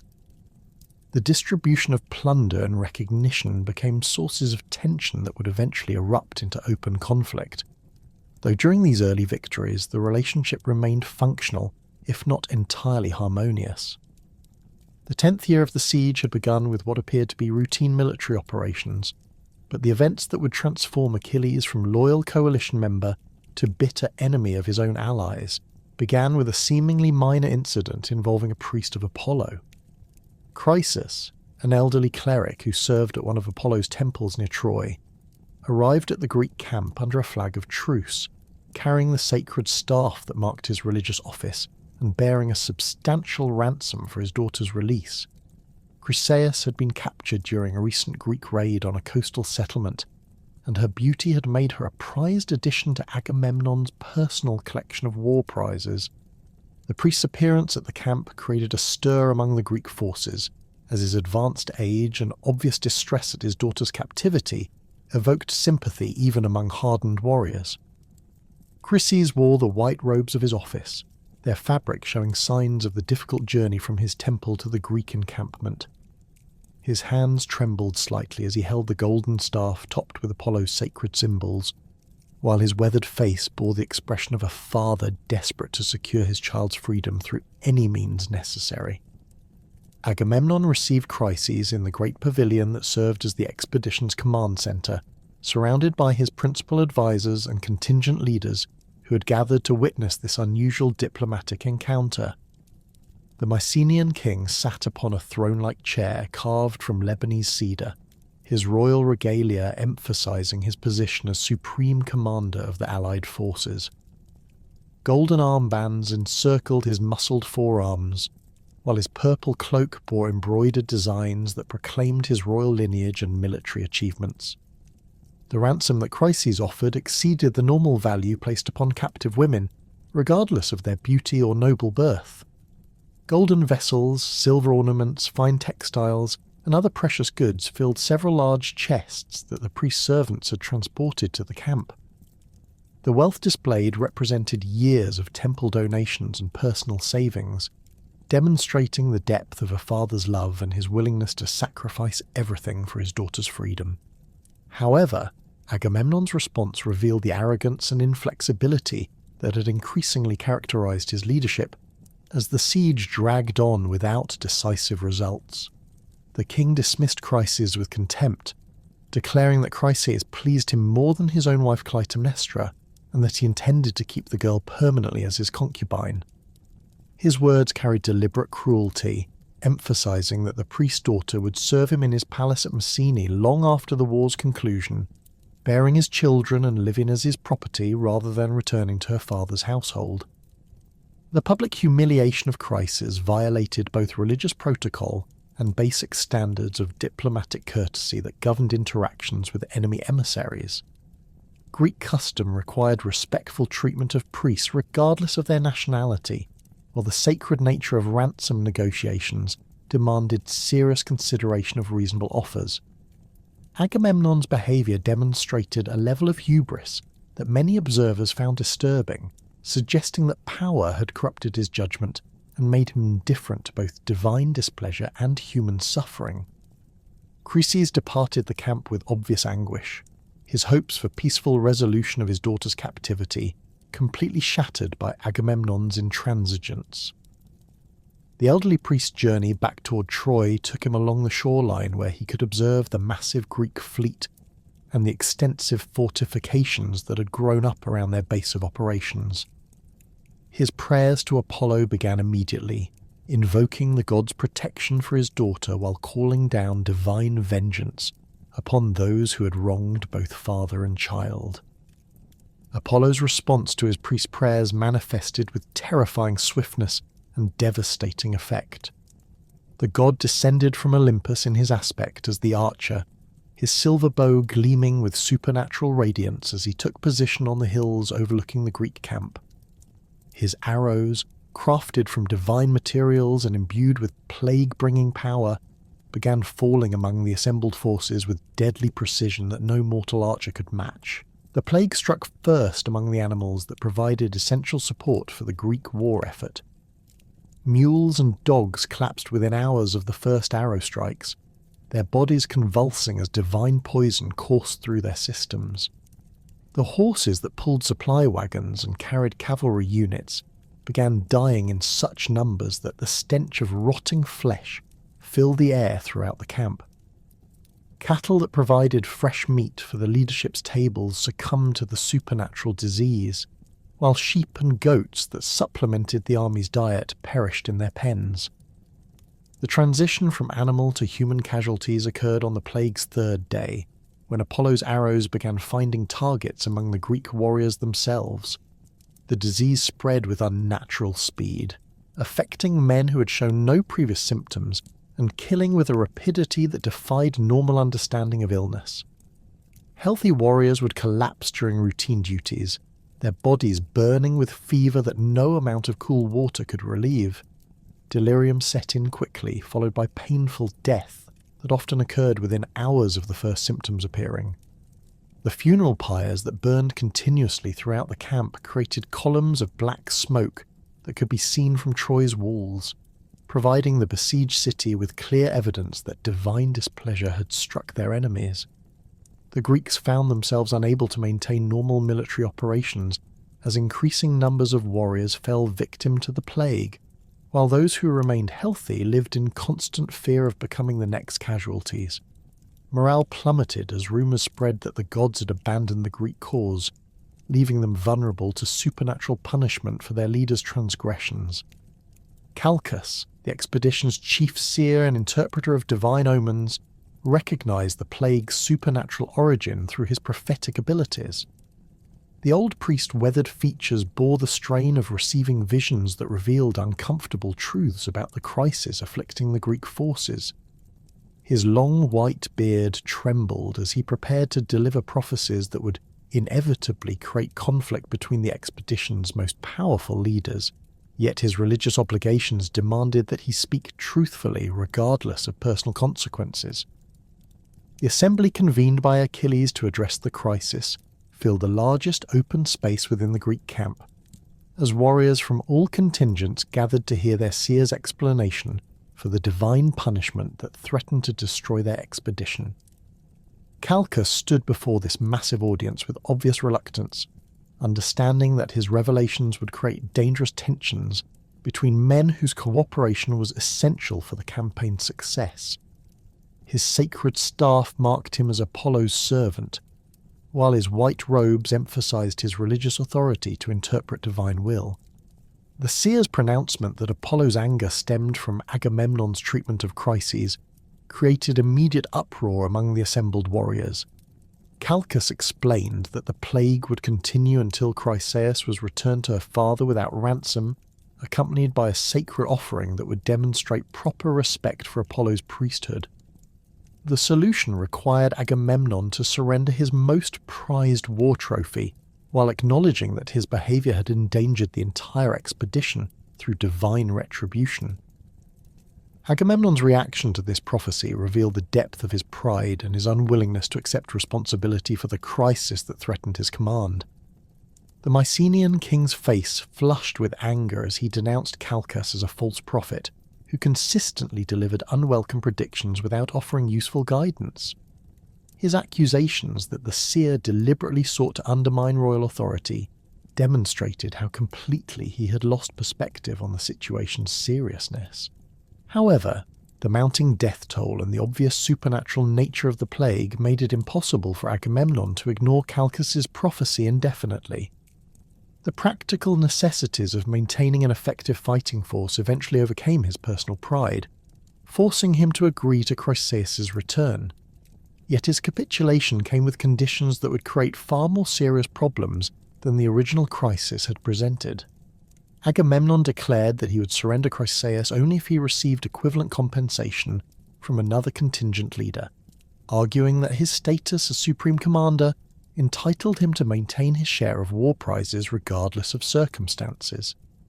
His demand specifically targeted Achilles, whose recent victories had yielded substantial plunder, including several valuable captives.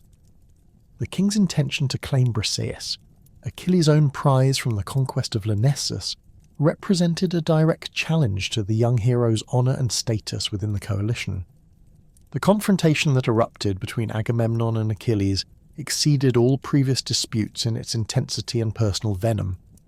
Achilles' response to the king's demand revealed the full force of his pride and his unwillingness to accept treatment that he considered beneath his dignity. His words carried the cutting precision of a man trained in verbal combat as well as physical warfare, as he systematically demolished Agamemnon's arguments while exposing the king's failures as a military leader. Achilles pointed out that he had received no benefit from the war's original cause, as Helen's abduction had not affected his interests or those of his myrmidons. His participation in the expedition stemmed from honour and obligation rather than personal grievance, making his contributions voluntary rather than compulsory.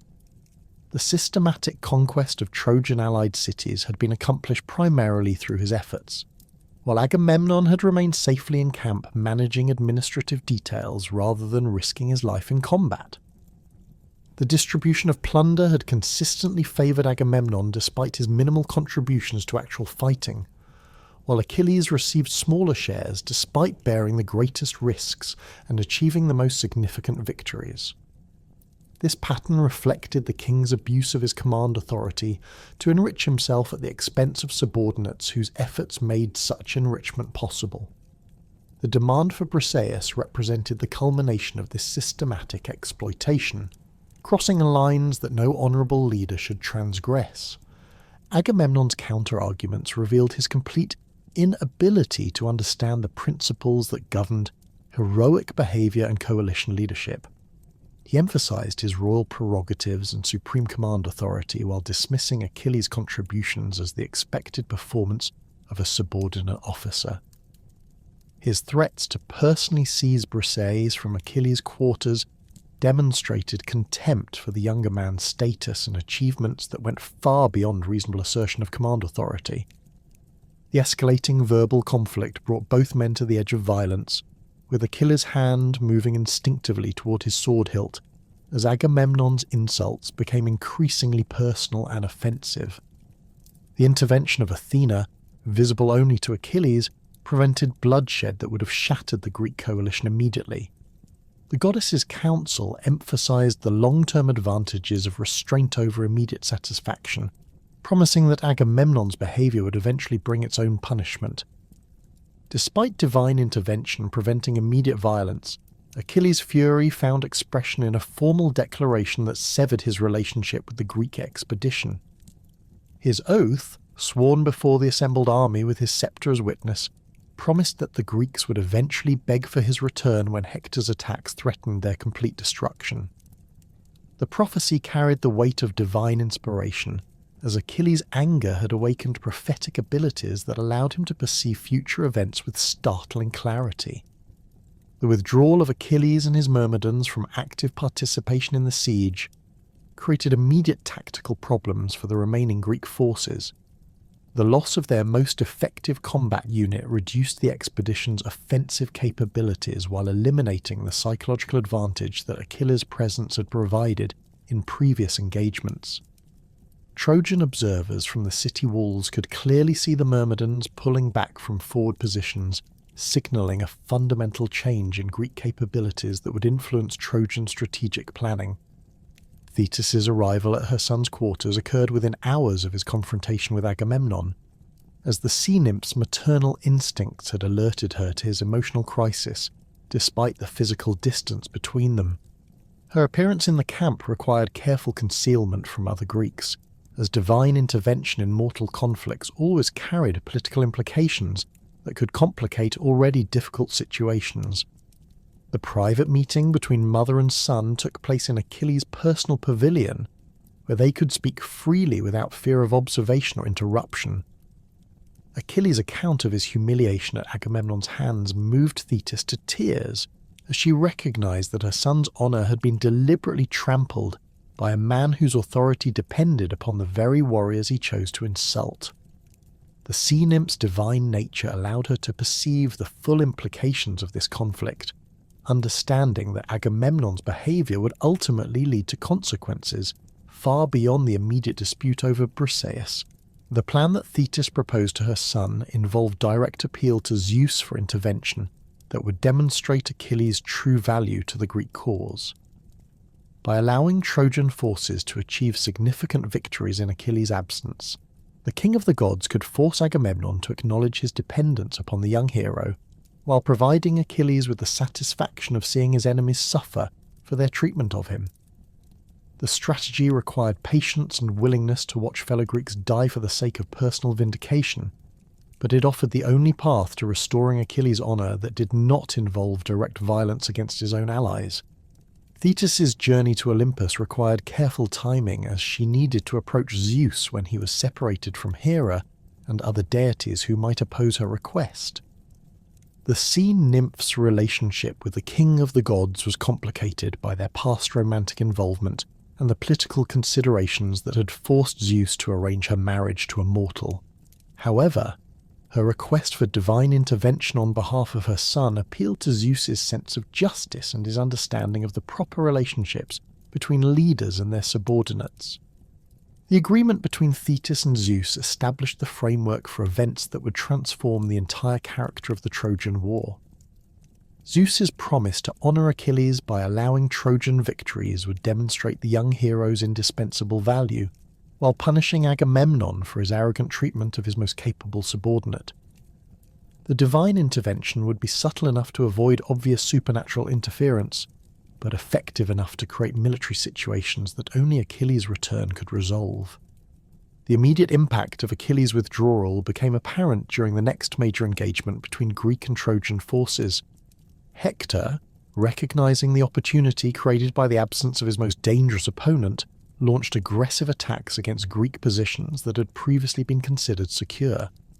The Trojan prince's tactical brilliance combined with his warriors' renewed confidence to create pressure that the remaining Greek commanders found difficult to counter effectively. Ajax and Diomedes attempted to compensate for Achilles' absence through increased personal effort and tactical innovation, but their capabilities, while exceptional, could not match the unique combination of speed, strength, and tactical genius that had made Achilles so effective. The psychological impact of the Myrmidons' withdrawal affected Greek morale throughout the army, as ordinary warriors recognized that their most successful leader had abandoned them due to conflicts with their supreme commander. The series of defeats that followed Achilles' withdrawal created a downward spiral that threatened to destroy Greek military effectiveness entirely. Each Trojan victory increased their confidence, while correspondingly reducing Greek morale, making subsequent engagements increasingly difficult for the coalition forces. The systematic loss of forward positions forced the Greeks back toward their original beachhead, surrendering hard-won territorial gains that had been achieved through months of costly fighting. Agamemnon's attempts to maintain army cohesion in the face of these mounting defeats revealed his limitations as both military commander and political leader. His inability to acknowledge responsibility for the crisis that had driven away his most effective subordinate made it impossible for him to take corrective action that might have resolved the conflict. Instead, his continued insistence that royal prerogative justified his treatment of Achilles only deepened the divisions within the Greek leadership that were undermining their war effort. The realization that Achilles' withdrawal had fundamentally altered the strategic balance began to penetrate even Agamemnon's consciousness as the defeats mounted and the threat to Greek survival became increasingly apparent. However, his pride prevented him from taking the obvious step of apologizing to Achilles and returning Briseis, while his political position made any admission of error extremely dangerous to his continued authority over the coalition forces. The mounting Greek defeats that followed Achilles' withdrawal created a cascade of military disasters that exceeded even Agamemnon's worst fears. Hector, seizing upon the opportunity presented by the absence of his most formidable opponent, transformed Trojan military strategy from defensive resistance to aggressive offensive operations that pushed the Greeks steadily backward toward their original beachhead. The Trojan prince's tactical brilliance, which had previously been constrained by the need to counter Achilles' devastating attacks, now found full expression in a series of coordinated assaults that exploited every weakness in the Greek defensive positions. The first major engagement following Achilles' departure took place at the forward outpost that the Greeks had established to control the approaches to Troy. These positions, originally captured through costly assaults led by Achilles himself, had been fortified with earthworks, wooden palisades, and stone barriers that created overlapping fields of fire for Greek archers and spear throwers. The garrisons consisted of veteran warriors from multiple contingents, their confidence bolstered by months of successful defensive actions against Trojan probing attacks. Hector's assault on these positions demonstrated sophisticated understanding of siege warfare principles that rivaled anything the Greeks had accomplished during their own offensive operations. Rather than attempting costly frontal attacks against prepared defences, the Trojan commander coordinated simultaneous strikes against multiple objectives while using diversionary tactics to prevent Greek reinforcements from responding effectively. His forces moved with precision that reflected months of careful planning and preparation, their bronze armour gleaming in the morning sun as they advanced across the contested ground between the opposing armies. The collapse of the forward positions sent shockwaves through the Greek camp that went far beyond their immediate tactical significance. These outposts had represented tangible evidence of Greek progress toward their ultimate objective of conquering Troy, and their loss symbolised the reversal of fortune that had accompanied Achilles' withdrawal. More practically, the retreat eliminated crucial observation points that had allowed Greek commanders to monitor Trojan movements and coordinate their own operations accordingly. Ajax attempted to rally the retreating forces through personal example, his massive frame clearly visible as he fought desperately to maintain some semblance of organised resistance. The son of Telamon's fighting style relied upon overwhelming physical presence and relentless pressure that had proven effective in previous engagements, but without Achilles' speed and tactical flexibility to exploit the openings that Ajax's attacks created, the Salaminian hero found himself increasingly isolated and vulnerable to coordinated Trojan counterstrikes. Diomedes brought different capabilities to the Greek defensive effort, his tactical intelligence and innovative approaches to battlefield problems providing some measure of compensation for Achilles' absence. The Argive king's ability to analyse rapidly changing situations and devise effective responses kept several Greek units from complete collapse, while his personal combat skills inspired confidence among warriors who had begun to doubt their ability to resist Trojan pressure. However, even Diomedes' exceptional abilities could not fully replace the unique combination of speed, strength, and battlefield presence that had made Achilles so devastatingly effective. The psychological impact of these defeats extended throughout the Greek army, affecting not only the warriors who had participated directly in the failed defensive actions, but also the support personnel who maintained the expedition's logistical operations. Camp followers, merchants and craftsmen who had grown accustomed to the steady stream of plunder that accompanied Greek victories now witnessed the reversal of their fortunes as Trojan success threatened the very survival of the expedition. Rumours spread through the camp that the gods had abandoned the Greek cause, leaving them vulnerable to enemies who enjoyed divine favour.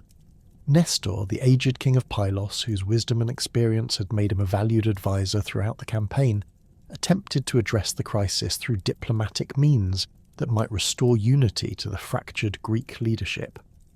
The old warrior's weathered features bore the strain of watching an expedition that had consumed years of preparation and enormous resources disintegrating due to conflicts between its most important commanders. His efforts to mediate between Agamemnon and Achilles reflected decades of experience in managing the complex relationships that governed coalition warfare among the independent Greek kingdoms. The embassy that Nestor proposed would offer Achilles substantial compensation for the insults he had suffered, including the return of Briseis along with additional gifts that would demonstrate proper respect for his status and achievements.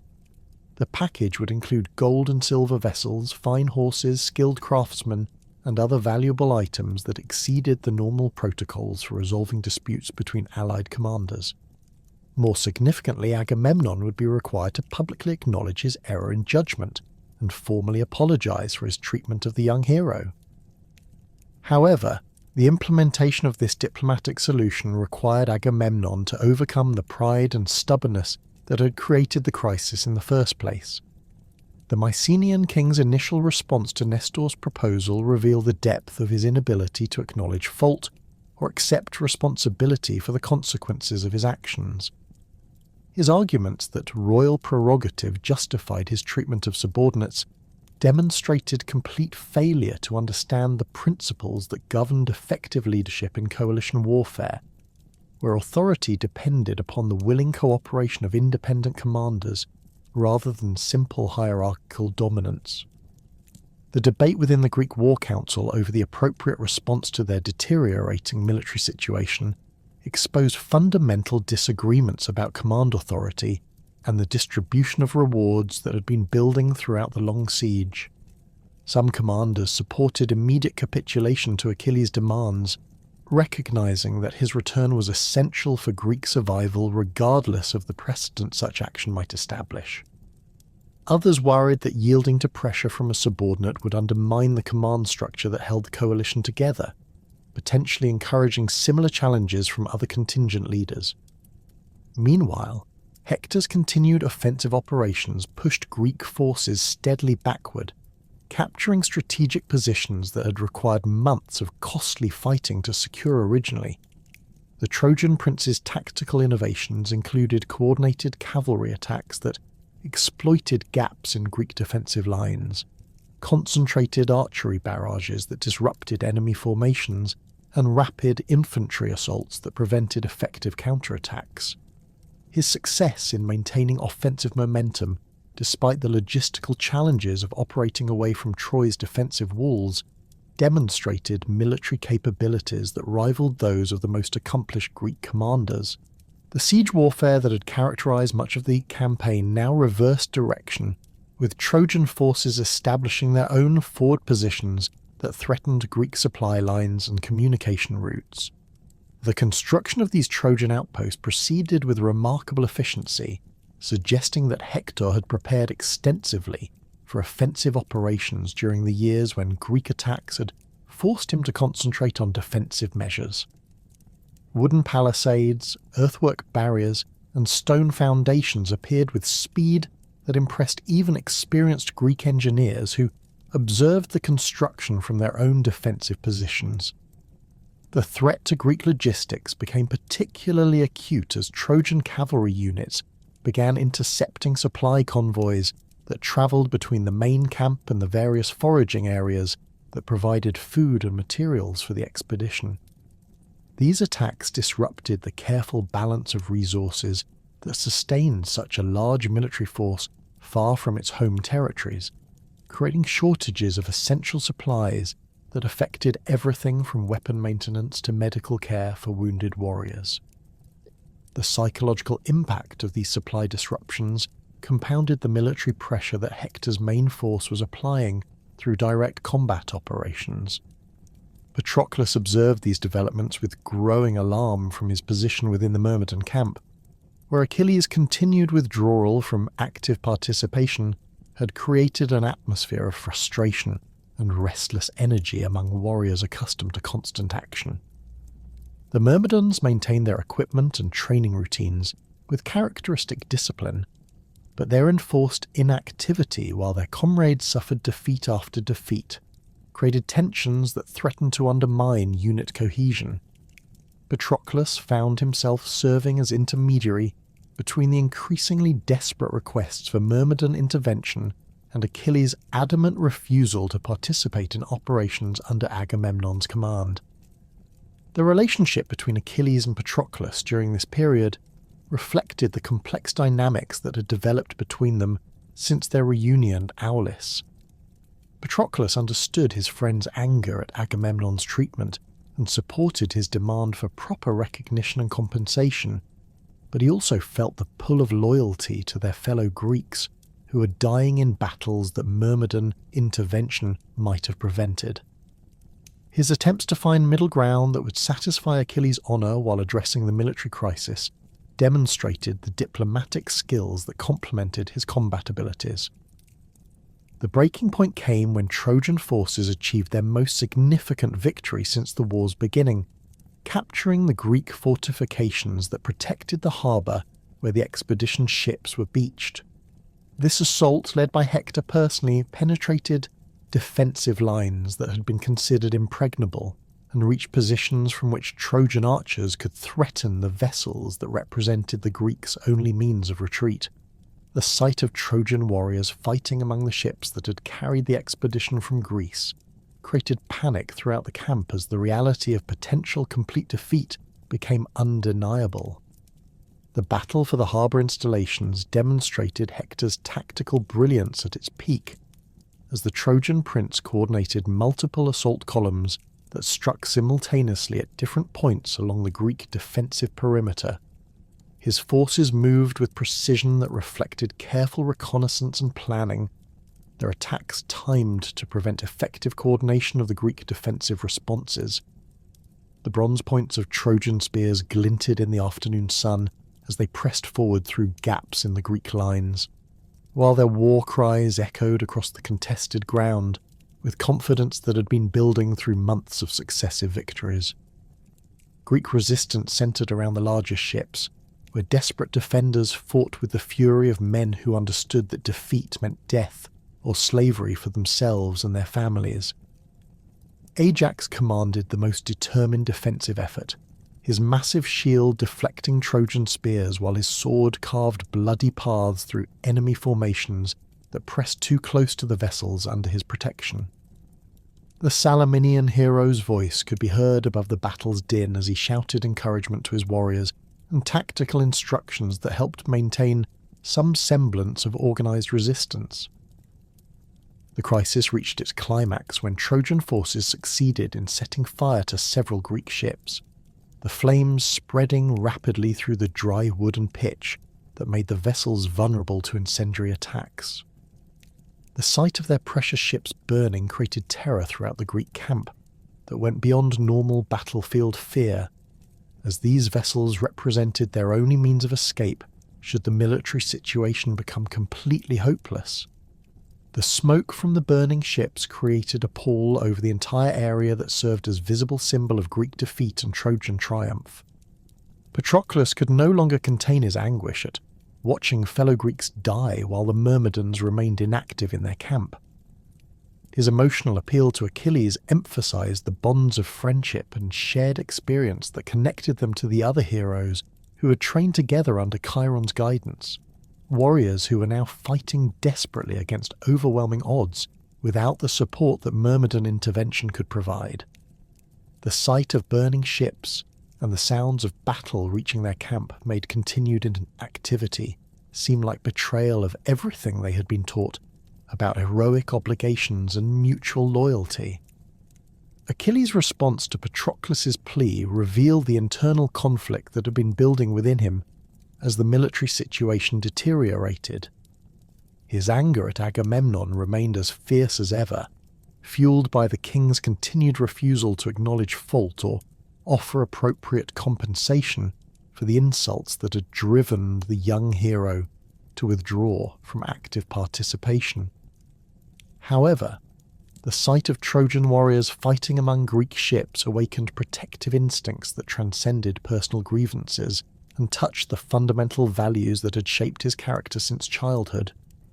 The compromise that Achilles proposed reflected his attempt to balance competing obligations while maintaining the principles that had motivated his withdrawal from the coalition's operations. He would allow Patroclus to lead the Myrmidons into battle, wearing Achilles' own distinctive armour to create the impression that the great hero had returned to active participation. This deception would provide the psychological boost that Greek forces desperately needed while allowing Achilles to maintain his position that he would not personally serve under Agamemnon's command until proper amends had been made. The conditions that Achilles imposed upon this arrangement demonstrated his understanding of the tactical situation and his concern for Patroclus' safety in what would inevitably be extremely dangerous combat operations. The Myrmidons were to drive the Trojans away from the ships and restore the defensive perimeter, but they were not to pursue retreating enemies beyond the original Greek positions. This limitation would minimize the risk that Patroclus would face while achieving the immediate objective of preventing complete Greek defeat. The armour that Patroclus would wear carried symbolic significance that extended far beyond its practical protective value. The bronze cuirass bore intricate engravings that depicted scenes from Achilles' divine ancestry, while the helmet's distinctive horsehair crest had become instantly recognisable throughout both armies as the mark of the Greeks' most formidable warrior. The shield's polished surface reflected light in patterns that seemed to dance with each movement, while the spear's bronze point had never been dulled despite countless battles and training sessions. Patroclus's preparation for battle involved more than simply donning Achilles' equipment, as he needed to study the fighting techniques and tactical approaches that would make his impersonation convincing to both friend and enemy. His natural combat skills were exceptional by normal standards, but replicating Achilles' distinctive style required careful attention to details of movement, weapon handling, and battlefield presence that had become associated with the great hero's reputation. The deception needed to be complete enough to convince Trojan commanders that they faced their most dangerous opponent rather than a substitute. The Myrmidons' response to the prospect of returning to active combat revealed the discipline and loyalty that had made them the most effective unit in the Greek army. Their enthusiasm for the upcoming battle was tempered by concern for their prince's continued absence from personal leadership. But their confidence in Patroclus's abilities and their eagerness to demonstrate their continued superiority over all opponents overcame any reservations about the unusual command arrangement. The sight of their distinctive armour and weapons being prepared for battle created excitement throughout the camp, as word spread that the legendary warriors were finally returning to action. The psychological impact of the Myrmidons' preparation extended throughout both armies as Greek morale began to recover from the despair that had gripped the expedition following the harbour assault. Warriors who had been contemplating retreat or surrender found renewed hope in the prospect of fighting alongside the elite unit, whose previous victories had established Greek dominance in the early years of the siege. Conversely, Trojan confidence wavered as reports reached their lines that Achilles appeared to be preparing for personal intervention in the battle. The moment of Patroclus's departure from the Myrmidon camp marked a crucial transition in the relationship between the two heroes, as Achilles watched his dearest friend assume the role and responsibilities that had previously been his alone. The weight of command that settled upon Patroclus's shoulders included not only tactical decision-making and personal combat leadership, but also the psychological burden of living up to expectations created by Achilles' legendary reputation. The bronze armour that had protected the great hero through countless battles now served as both protection and disguise for a warrior whose courage equalled that of his more famous friend. The Myrmidon advance toward the embattled harbour proceeded with the disciplined precision that had characterized all their military operations, their formation maintaining perfect alignment despite the difficult terrain and the chaos of ongoing combat. Their distinctive war cry echoed across the battlefield as they approached the fighting, while their bronze-pointed spears created a forest of gleaming metal that caught the afternoon light. The sight of their approach sent ripples of excitement through the Greek defensive lines and corresponding alarm through Trojan attack formations. Patroclus's first engagement with Trojan forces demonstrated both his exceptional personal abilities and the effectiveness of the deception that he and Achilles had crafted. His fighting style, while necessarily different from Achilles' supernatural speed and strength, displayed the technical excellence and tactical intelligence that had made him a formidable warrior in his own right. The Trojans who faced him recognized the distinctive armour and assumed they were confronting their most dangerous enemy, their fear and respect creating psychological advantages that enhanced his actual combat capabilities. The tide of battle began to turn as the Myrmidons carved through Trojan formations with devastating effectiveness, their coordinated attacks exploiting weaknesses that had been created by their enemy's focus on the burning ships. Patroclus led from the front, his spearwork displaying the precision and power that came from years of training under Chiron's guidance, while his tactical decisions demonstrated understanding of battlefield dynamics that rivaled that of the most experienced commanders. The sight of Greek forces advancing rather than retreating created momentum that spread throughout the defensive lines. The success of the Myrmidon intervention exceeded even optimistic expectations, as Trojan resistance began to crumble under pressure from warriors whose reputation for invincibility had been enhanced by months of enforced inactivity. Patroclus found himself caught up in the excitement of victory after the despair that had gripped the Greek camp, and the limitations that Achilles had imposed upon the mission began to seem overly cautious given the opportunities that were presenting themselves for decisive action against retreating enemies. The fatal decision to pursue the Trojans beyond the agreed boundaries reflected Patroclus's natural aggressiveness and his desire to maximize the impact of this crucial intervention.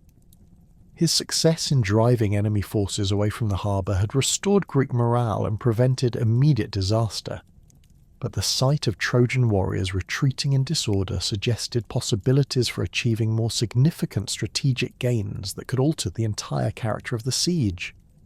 The momentum of victory carried him forward despite the warnings that Achilles had given about the dangers of overextending Myrmidon forces. Hector's recognition that he faced Patroclus rather than Achilles came through subtle observations that revealed the deception despite its overall effectiveness. The fighting techniques, while skillful, lacked the supernatural elements that had made Achilles so uniquely dangerous, while the tactical decisions reflected different priorities and risk assessments than those that characterized the great hero's approach to battlefield command. The realization that his most feared opponent remained absent from the battle created opportunities that the Trojan prince was quick to exploit. The confrontation between Hector and Patroclus represented a clash between two of the finest warriors of their generation, each fighting with the knowledge that the outcome would influence the course of the entire war. Patroclus's skills, enhanced by the psychological advantages of wearing Achilles' armour, made him a formidable opponent whose spearwork and tactical awareness challenged even Hector's exceptional abilities. The bronze points of their weapons created showers of sparks as they clashed, while their shields rang like bronze bells under the impact of powerful strikes. The decisive moment came when divine intervention tipped the balance in favour of the Trojan prince, as Apollo struck Patroclus with supernatural force that stunned him and disrupted his defensive capabilities. The god's invisible hand knocked the helmet from his head and loosened the straps that secured his cuirass, leaving him vulnerable to attacks that his armour would normally have turned aside. The revelation of his true identity in that moment of weakness created shock among both Greek and Trojan forces, who had believed they were witnessing a battle between the war's greatest heroes. Hector's spear thrust found its mark between the bronze plates of Patroclus's armour, penetrating deeply enough to cause fatal damage, despite the divine protection that the equipment had provided to its original owner. The sight of the young warrior falling created immediate chaos among the Myrmidon forces, whose confidence had depended upon the belief that they were following Achilles himself into battle. The psychological impact of their leader's death shattered the momentum that had carried them to victory, transforming triumph into disaster within moments. The stripping of Achilles' armour from Patroclus's body represented the ultimate humiliation, as Hector claimed the divine equipment that had become symbolic of Greek military supremacy. The bronze cuirass, helmet, greaves and shield that had protected the greatest of Greek heroes now adorned the Trojan prince, who had become his primary rival, their capture representing both practical and symbolic victory that would resonate throughout both armies. The sight of Hector wearing Achilles' distinctive armour would serve as constant reminder of Greek defeat and Trojan triumph. The news of Patroclus's death reached Achilles through the anguished reports of surviving Myrmidons who had witnessed their leader's fall and the subsequent stripping of his divine armour. The impact of this information struck the great hero with force that exceeded any physical blow he had ever received, as the loss of his dearest friend and closest companion shattered the emotional foundations that had sustained him throughout his withdrawal from active participation in the war. The grief that overwhelmed him transcended normal human sorrow, carrying elements of divine anguish that reflected his supernatural heritage. The transformation that began in Achilles at that moment marked the end of his withdrawal and the beginning of a new phase in his character that would define the remainder of his brief life. The pride that had motivated his conflict with Agamemnon now seemed trivial compared to the loss of the friend whose loyalty and companionship had provided meaning to his existence. The rage that built within him as he contemplated Patroclus's death and the humiliation of seeing his own armour worn by the enemy created destructive potential that would soon be unleashed upon the Trojan forces with devastating effect. The grief that consumed Achilles upon learning of Patroclus's death manifested in ways that transcended normal human mourning.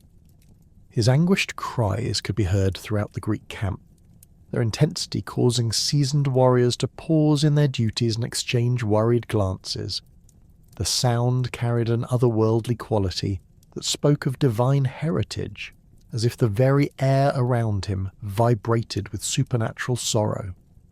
His hands tore at his golden hair until blood ran from his scalp, while dust and ash covered his bronze-coloured skin as he rolled upon the ground in the traditional gestures of extreme grief. Thetis felt her son's anguish through the mystical bonds that connected them across the vast distances separating the mortal battlefield from her underwater realm.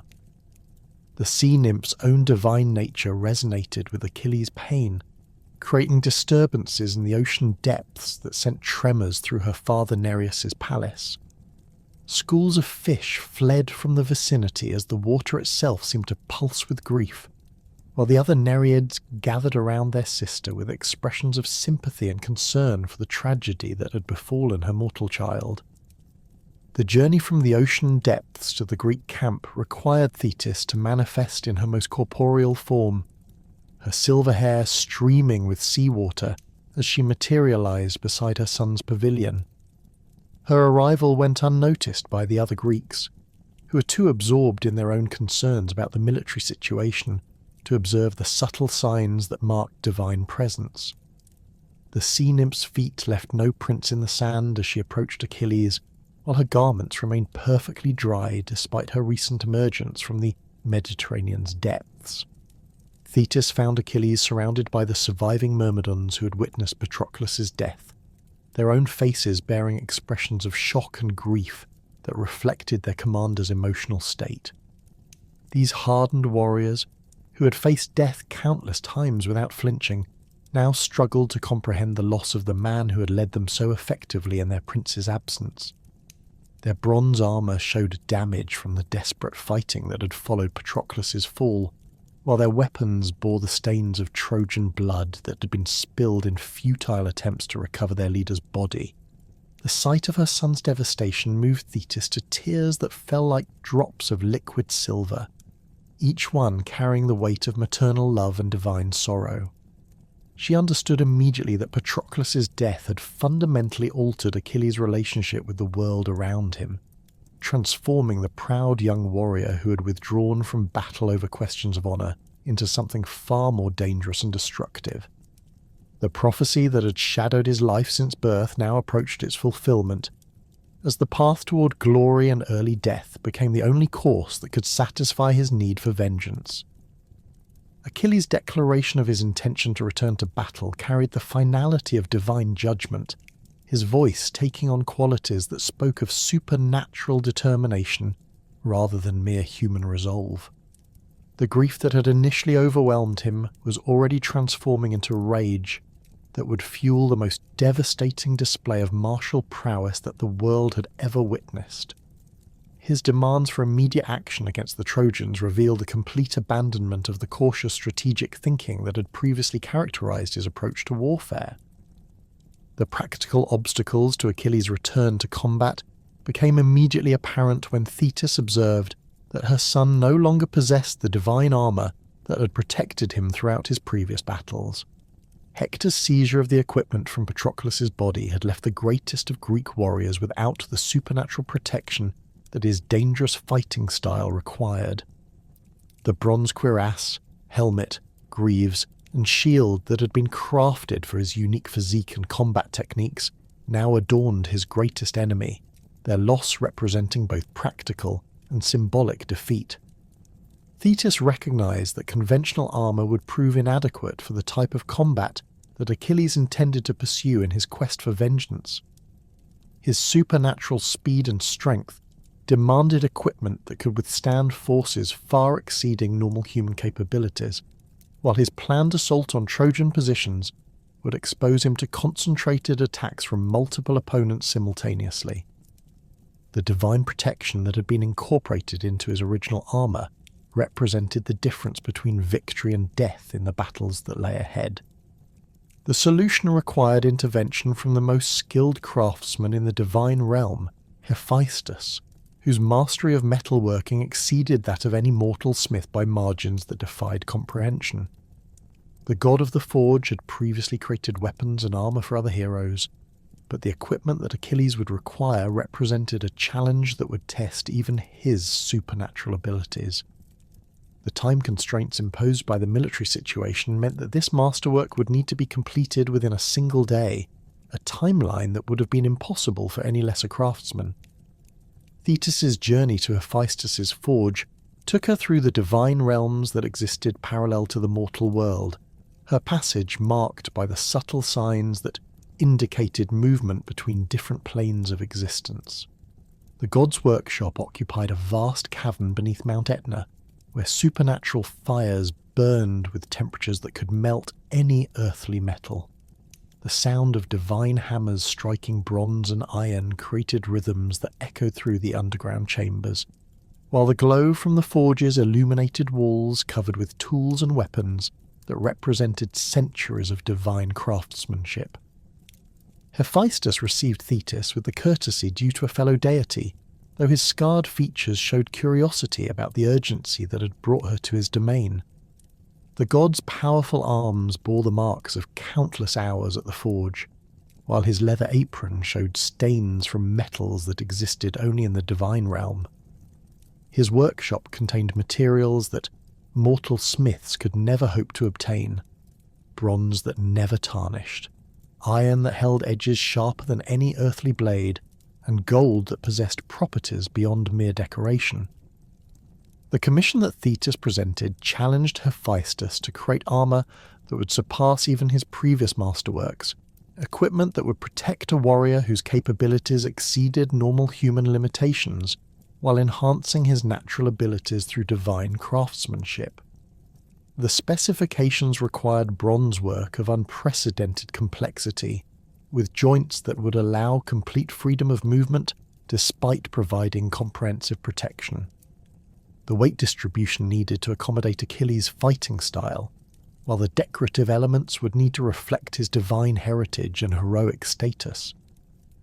Hephaestus began his work immediately, his divine nature allowing him to perceive the exact requirements that Achilles' unique physique and combat techniques would demand.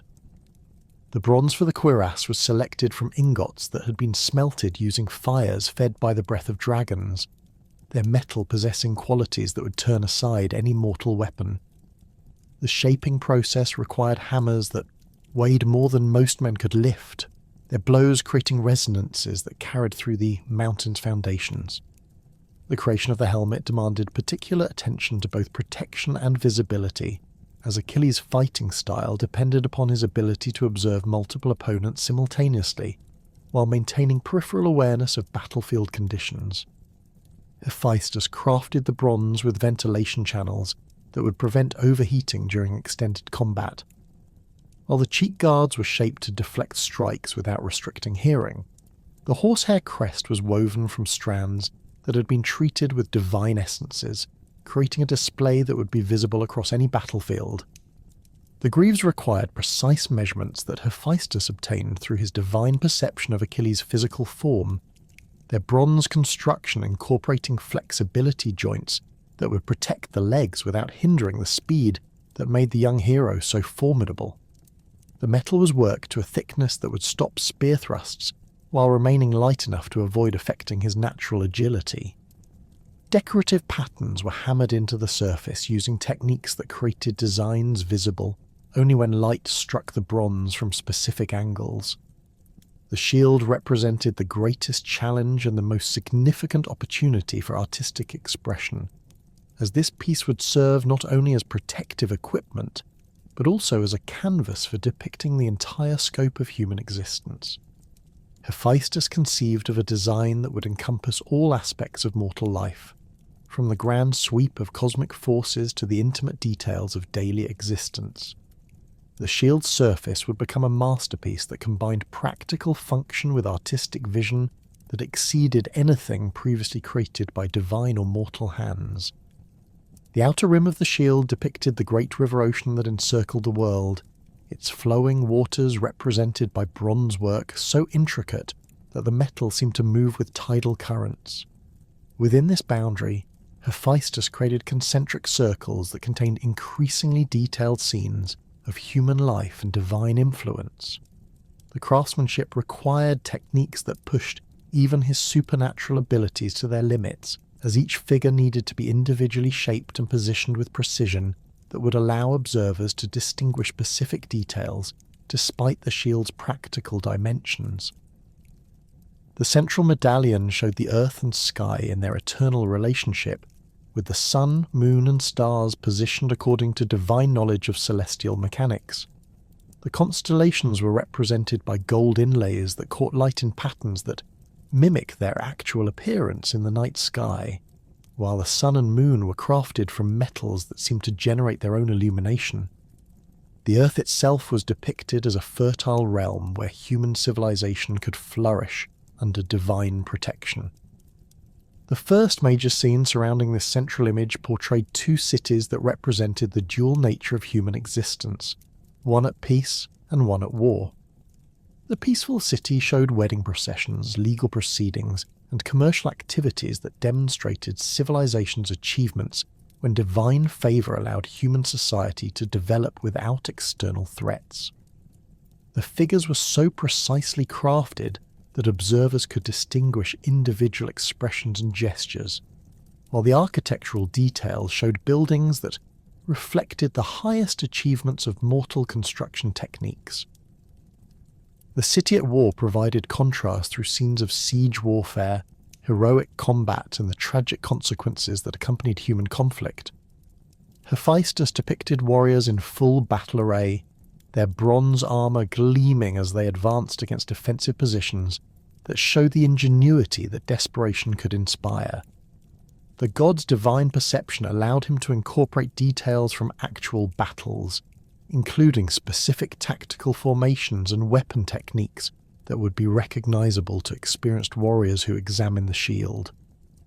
Agricultural scenes occupied the next band of decoration, showing the seasonal cycles that governed rural life and provided the foundation for urban civilization.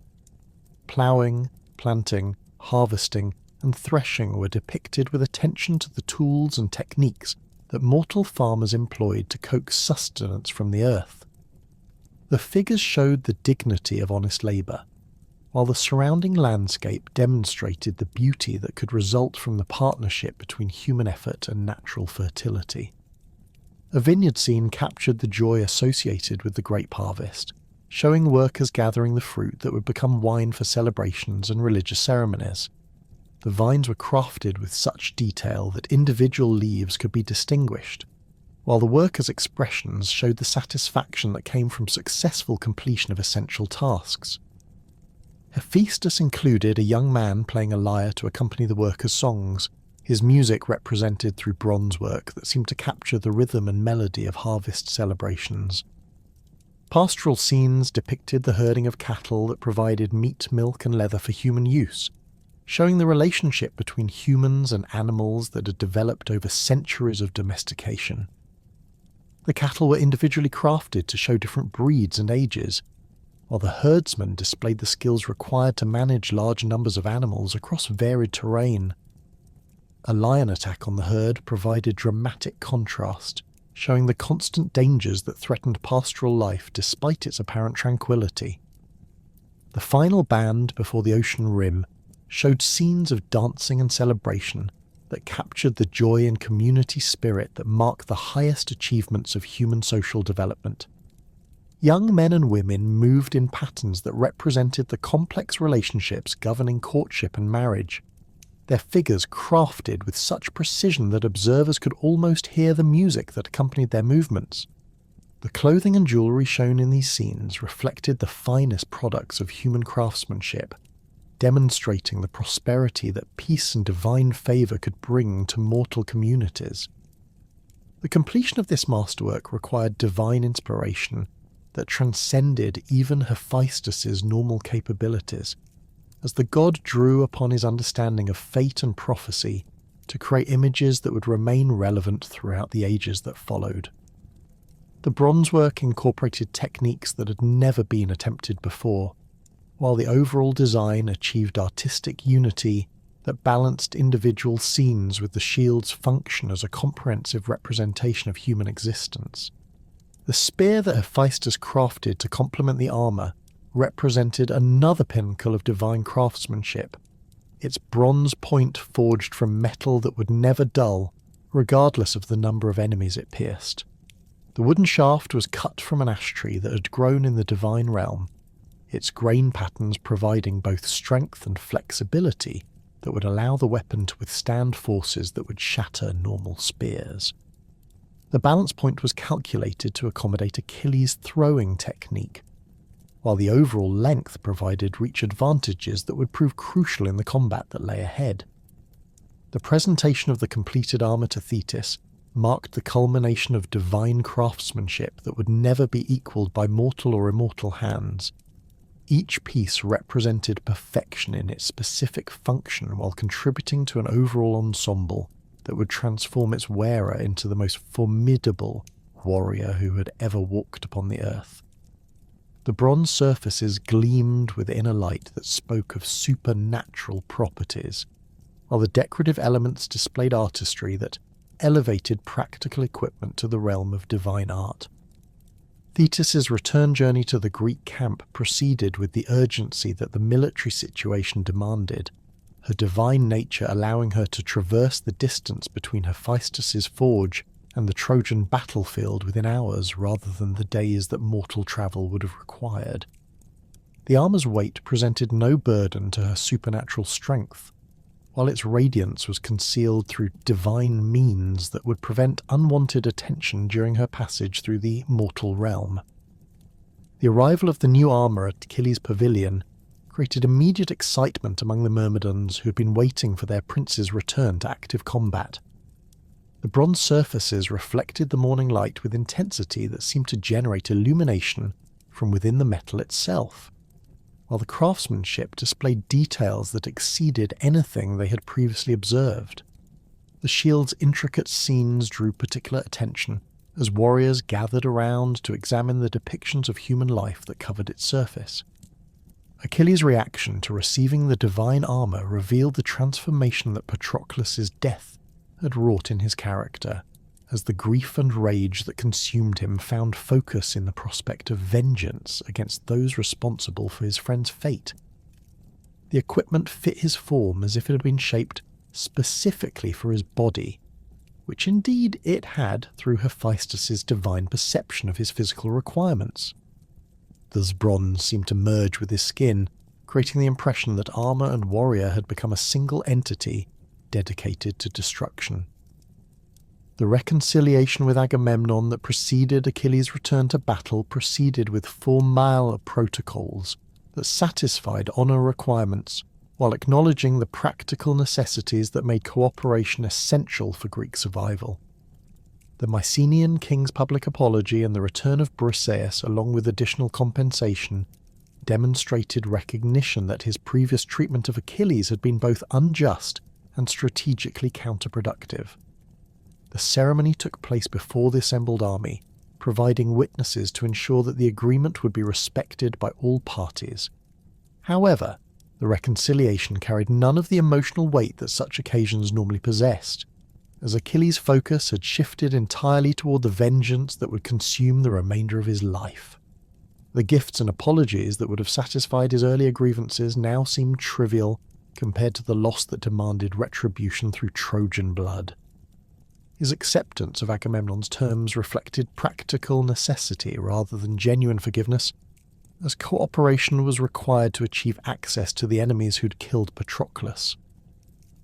The preparation for battle that followed revealed the extent of divine favour that now surrounded Achilles, as gods who had previously remained neutral in the conflict began choosing sides based on their relationships with the young hero and his divine mother.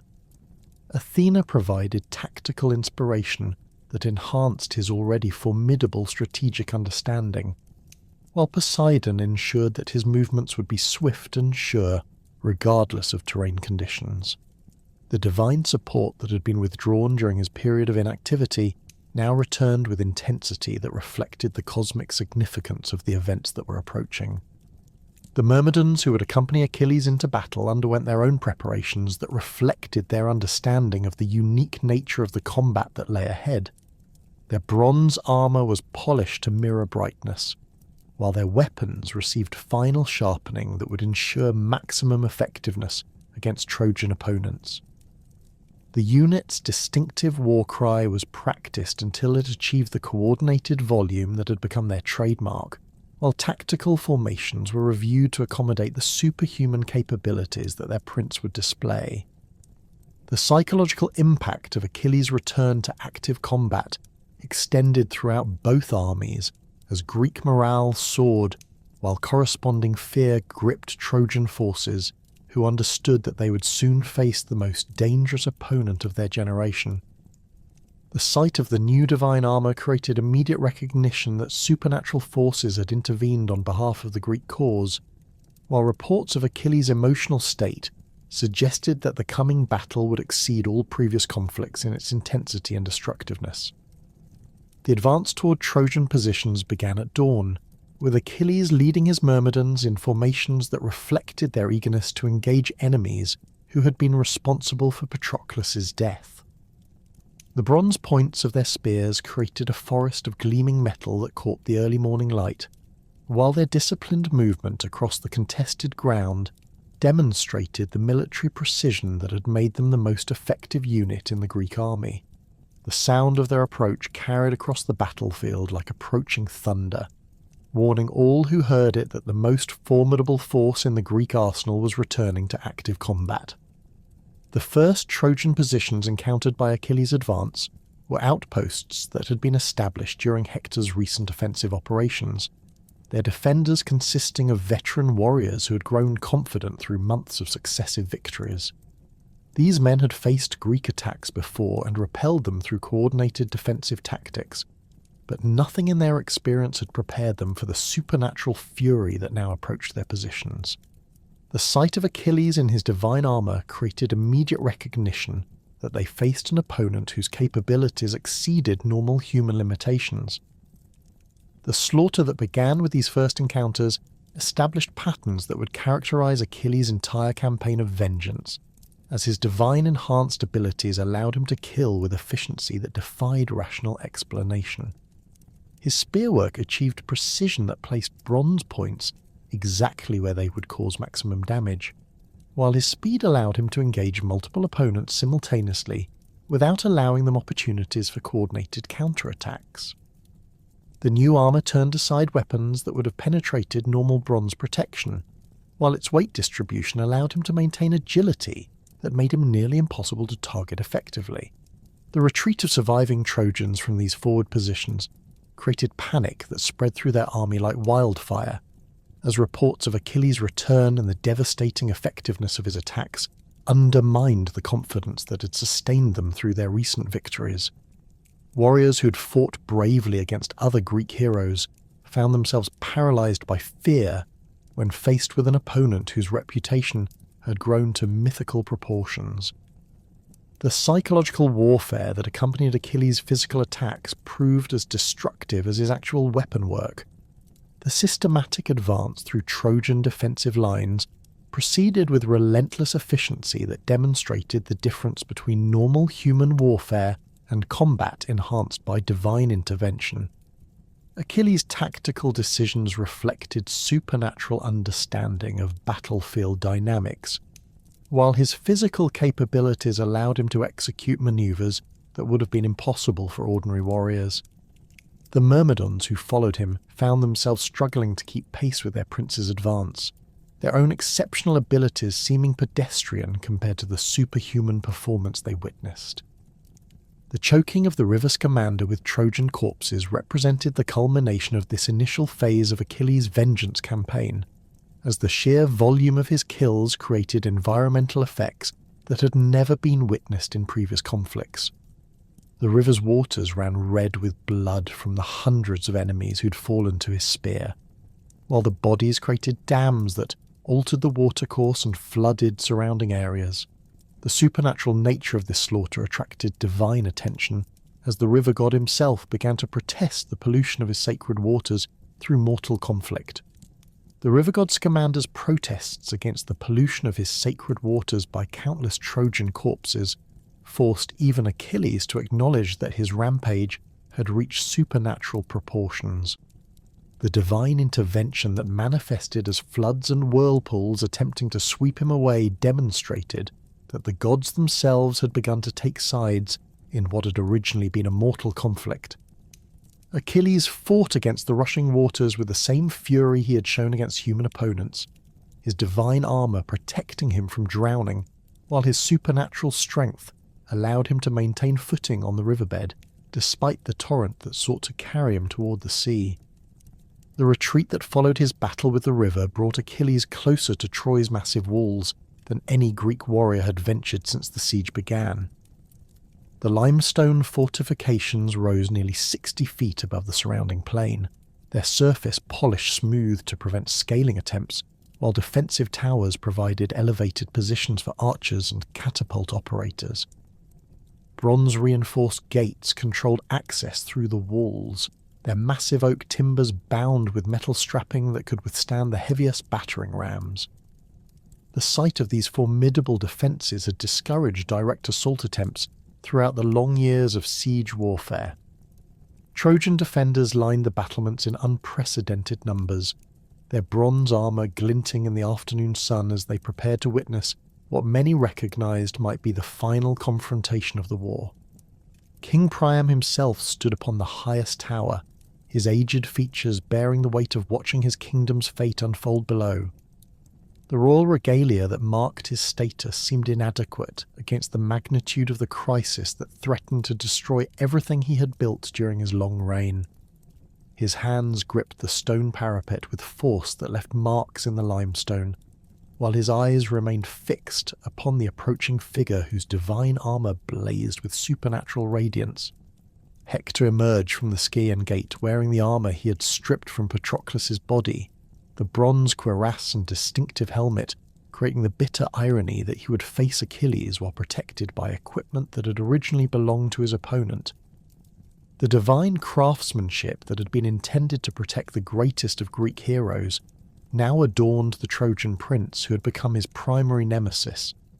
The shield's polished surface reflected the dying sunlight as Hector advanced across the open ground between the city walls and the approaching Greek champion.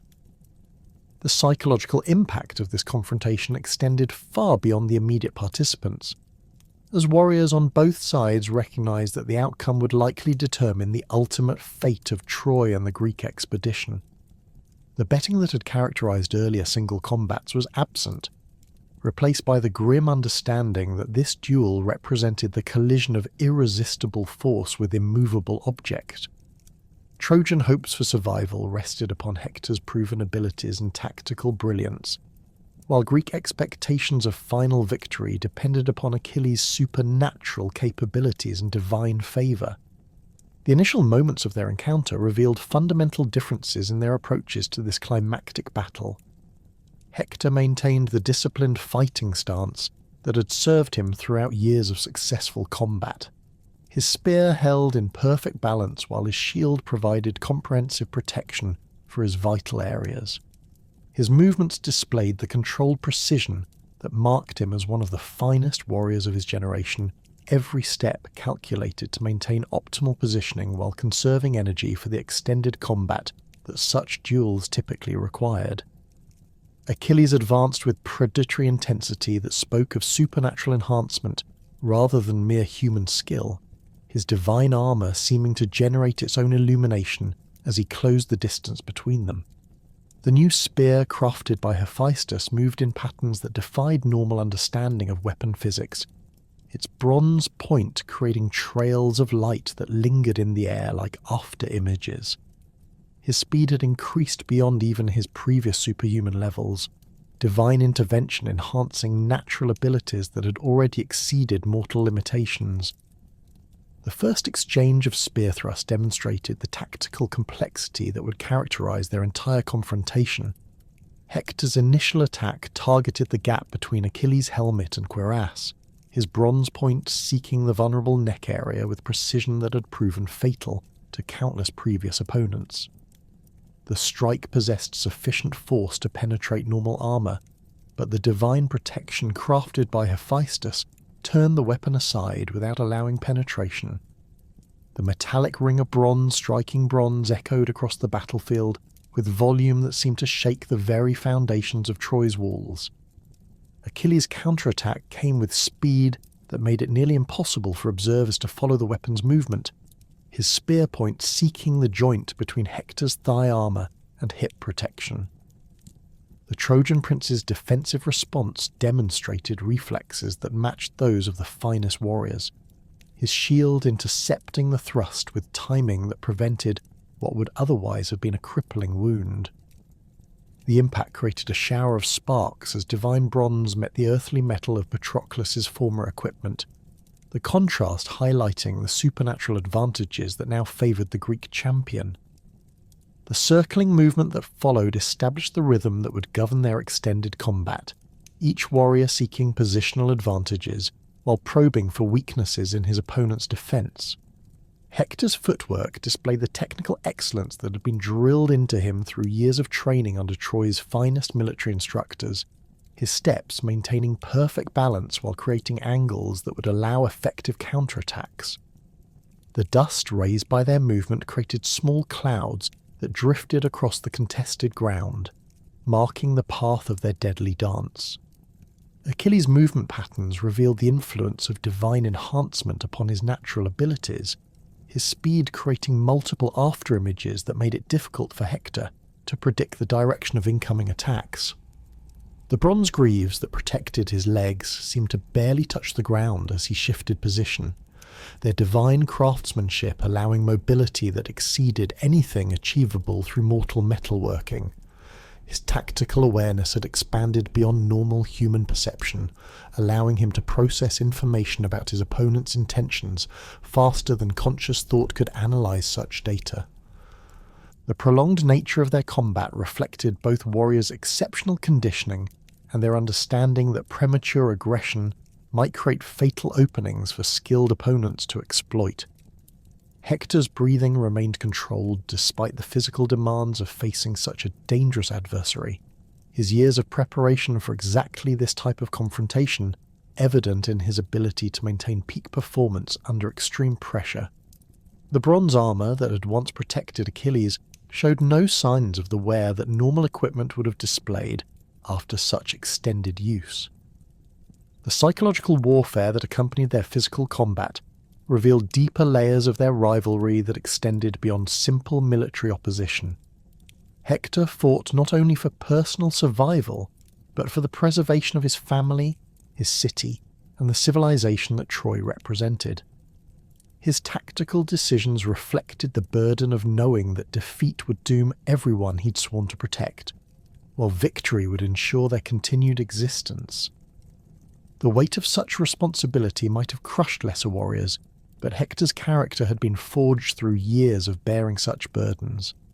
Achilles' motivation transcended normal human emotions, his rage enhanced by divine intervention to levels that bordered on cosmic forces rather than mere personal anger.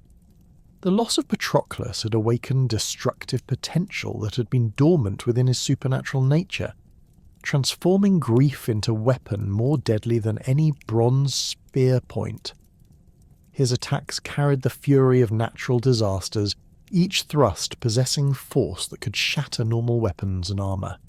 The turning point in their duel came not through superior skill or strength, but through divine intervention that tipped the balance in favour of the Greek champion.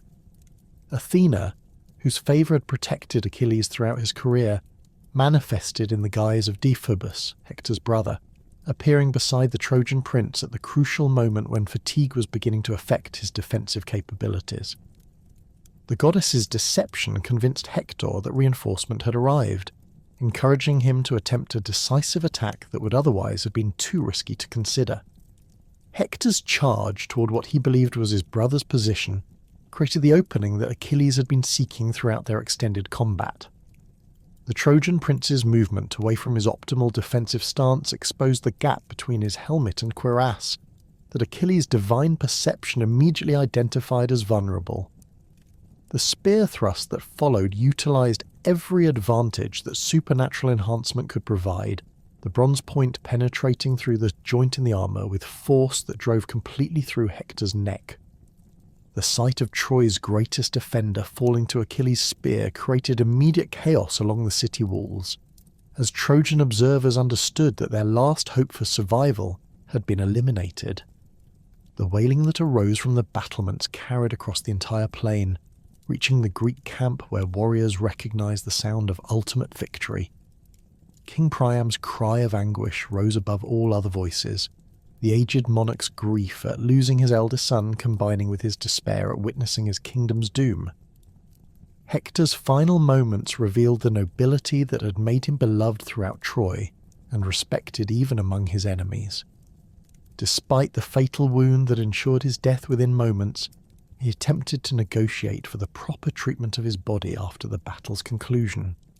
His words carried the dignity of a warrior who had fought honourably throughout his career, requesting only that his corpse be returned to his family for the funeral rites that religion and custom demanded for fallen heroes. Achilles' response to these final requests demonstrated the extent to which grief and rage had transformed his character from the honourable young warrior who had trained under Chiron's guidance.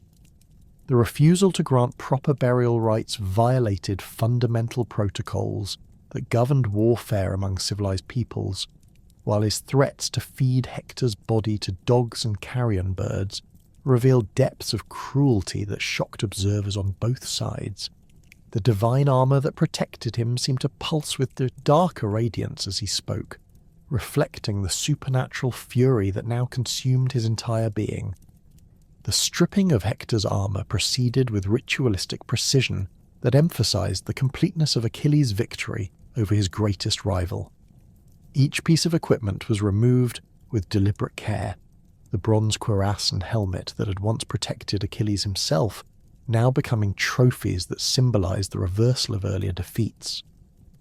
The sight of his original armour being reclaimed created satisfaction that momentarily penetrated the rage that dominated his thoughts, though the pleasure was immediately overwhelmed by renewed fury at remembering how these items had been lost. The desecration that followed exceeded all precedents in its systematic brutality, as Achilles pierced Hector's ankles and threaded leather thongs through the wounds to attach the corpse to his chariot. The bronze fittings that decorated the vehicle gleamed in the fading daylight, as horses pawed the ground in anticipation of the grisly procession that would follow. The divine animals that pulled Achilles' chariot possessed supernatural strength and endurance that would allow them to maintain the pace required for the extended humiliation that their master intended. The dragging of Hector's body around Troy's walls began immediately, the leather thongs holding despite the tremendous forces generated by the chariot's speed and the rough terrain over which it travelled. The limestone dust raised by this procession created clouds that obscured visibility, while the sound of the corpse striking stones and obstacles echoed off the city walls with sickening regularity. Trojan observers were forced to witness the systematic destruction of their hero's physical form, each impact adding to their anguish while demonstrating their complete powerlessness to prevent this ultimate humiliation. The circuit around Troy's perimeter required nearly an hour to complete, the massive walls extending for miles as they enclosed one of the largest cities in the known world. Achilles maintained relentless pace throughout this journey, his divine horses showing no signs of fatigue while their bronze-shod hooves struck sparks from the rocky ground. The chariot's bronze fittings created musical tones as they vibrated with the vehicle's movement, providing grotesque accompaniment to the destruction of Hector's mortal remains. The psychological impact of this desecration extended far beyond its immediate shock value, as both armies recognized that fundamental rules governing warfare had been abandoned in favor of personal vengeance that transcended normal human emotions. Greek warriors who had celebrated Hector's death found themselves disturbed by the extent of Achilles' cruelty, while Trojan defenders understood that no mercy could be expected from enemies who would treat fallen heroes with such contempt. The civilization that both sides claimed to represent seemed diminished by witnessing such barbaric behaviour. Priam's grief at witnessing his son's humiliation manifested in ways that aged the monarch visibly within the span of hours. His white hair became dishevelled as he tore at it in traditional gestures of mourning, while his royal robes were rent and covered with ashes that symbolized the destruction of his hopes. The crown that marked his authority seemed to weigh more heavily upon his head as he contemplated the impossible task of recovering his son's body from an enemy who had demonstrated complete disregard for civilized conventions. The Trojan royal family's anguish created ripple effects throughout the city's population, as citizens who had looked to Hector for protection now faced the reality that their defender was gone and their future prospects had become hopeless. The markets and workshops that had maintained some semblance of normal activity, despite the long siege, now fell silent as the magnitude of their loss became apparent. Children who had played at being heroes in imitation of Hector's exploits now hid in their homes, while their parents contemplated the slavery or death that would likely follow the city's inevitable fall. Andromache's reaction to witnessing her husband's death and subsequent desecration exceeded normal expressions of widowhood, her cries carrying the intensity of someone whose entire world had been destroyed within moments. The young woman who had been Troy's most prominent princess now faced the prospect of becoming a Greek slave, while her infant son would likely be killed to prevent future vengeance attempts. The domestic happiness that had provided stability in her life had been shattered by forces beyond her control or understanding. The Greek celebration that followed Hector's death reflected the relief of warriors who had faced a formidable opponent for years without achieving decisive victory. The elimination of Troy's greatest defender removed the primary obstacle to their ultimate success, while Achilles' demonstration of supernatural prowess provided confidence that no remaining Trojan champion could pose serious threats. Wine flowed freely through the camp as contingent leaders toasted their approaching triumph and the wealth that Troy's capture would provide. However, the excessive nature of Achilles' vengeance created uneasiness among some Greek commanders who recognized that such behavior violated the codes of conduct that supposedly distinguished civilized warriors from barbarians. The systematic humiliation of Hector's corpse seemed to diminish the honor that should have accompanied victory over such a worthy opponent, while the refusal to allow proper burial rites threatened to anger gods who protected the sanctity of funeral customs. These concerns remained largely unspoken, as few warriors were willing to criticize the man whose efforts had made their victory possible. Achilles' own emotional state during this period revealed the complexity of grief that had been enhanced by divine intervention to levels that transcended normal human experience. The satisfaction that should have accompanied his revenge against Hector was overshadowed by the continuing pain of Patroclus' loss, creating a cycle of fury that no amount of violence could fully satisfy. The divine armour that protected his body seemed unable to shield his spirit from the anguish that consumed him, while the supernatural enhancements that made him nearly invincible in combat provided no relief from emotional suffering. The nightly repetition of dragging Hector's body around Troy's walls became a ritual that served Achilles' psychological needs, rather than any practical military purpose. The systematic destruction of his enemy's corpse provided temporary focus for rage that might otherwise have turned inward, while the visible demonstration of his power served as warning to any other Trojans who might consider challenging him. The divine protection that preserved his own life seemed to demand constant expression through violence against those who'd caused his pain. The gods' growing concern about the extent of Achilles' desecration began to manifest through subtle signs that indicated divine displeasure with behaviour that violated fundamental principles governing the treatment of the dead.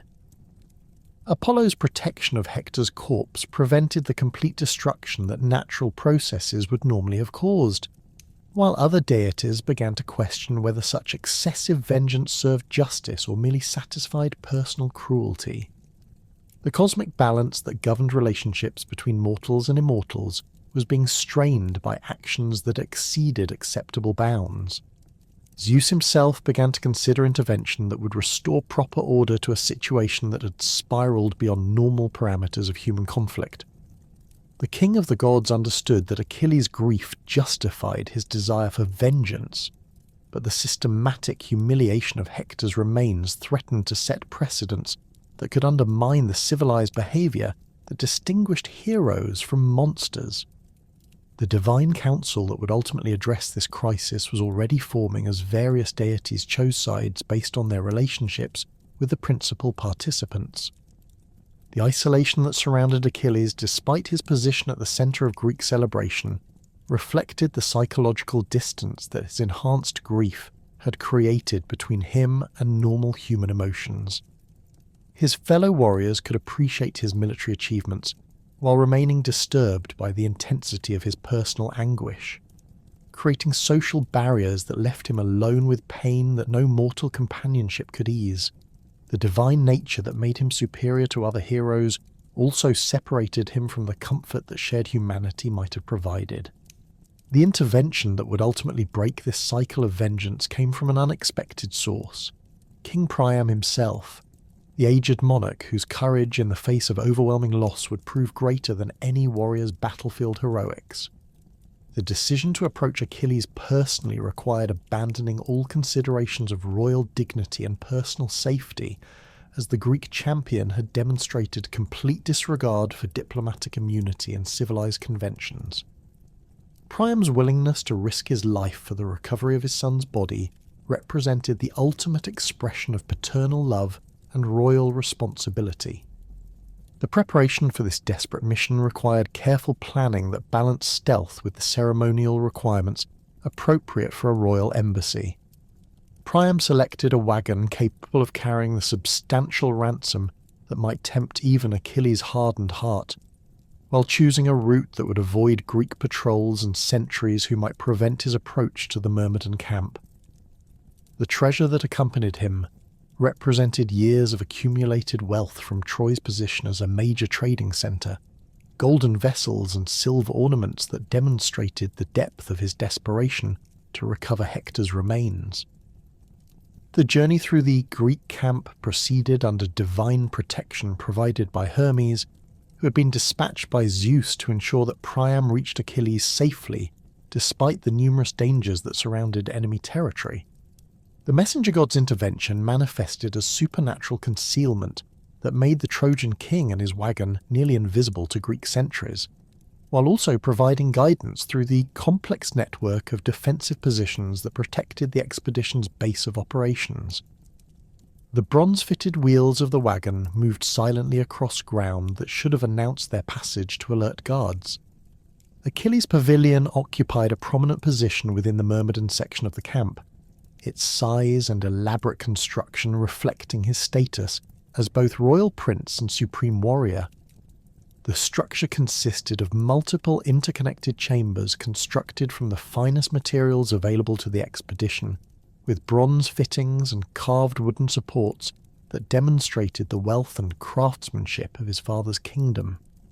Oil lamps provided illumination that cast dancing shadows across walls, decorated with weapons and armour that represented years of successful campaigning. The confrontation between the aged king and the young hero who had killed his son created a tableau that would be remembered throughout history as the ultimate expression of human dignity in the face of overwhelming tragedy.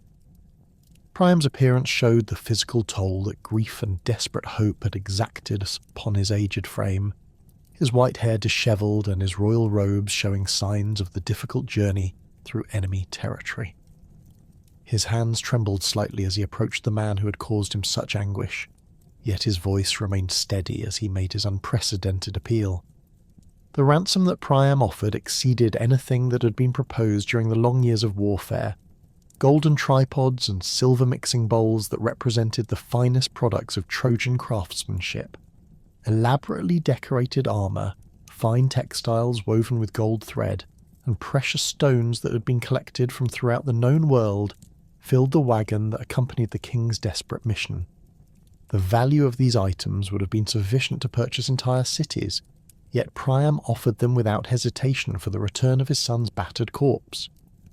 The psychological impact of this encounter penetrated even Achilles' supernatural rage, as the sight of a father's grief awakened memories of his own relationship with Peleus and the pain that his death would cause the aged king of Phthia. The divine enhancement that had sustained his fury throughout the campaign began to waver, as human emotions that had been suppressed by supernatural intervention reasserted their influence over his thoughts and actions. The bronze armour that had seemed to pulse with otherworldly energy now appeared to dim as its wearer contemplated the universal nature of loss and mourning. Priam's appeal transcended mere negotiation for the return of his son's body, becoming instead a profound meditation on the nature of human suffering and the bonds that connected all fathers to their children, regardless of the conflicts that might divide their peoples.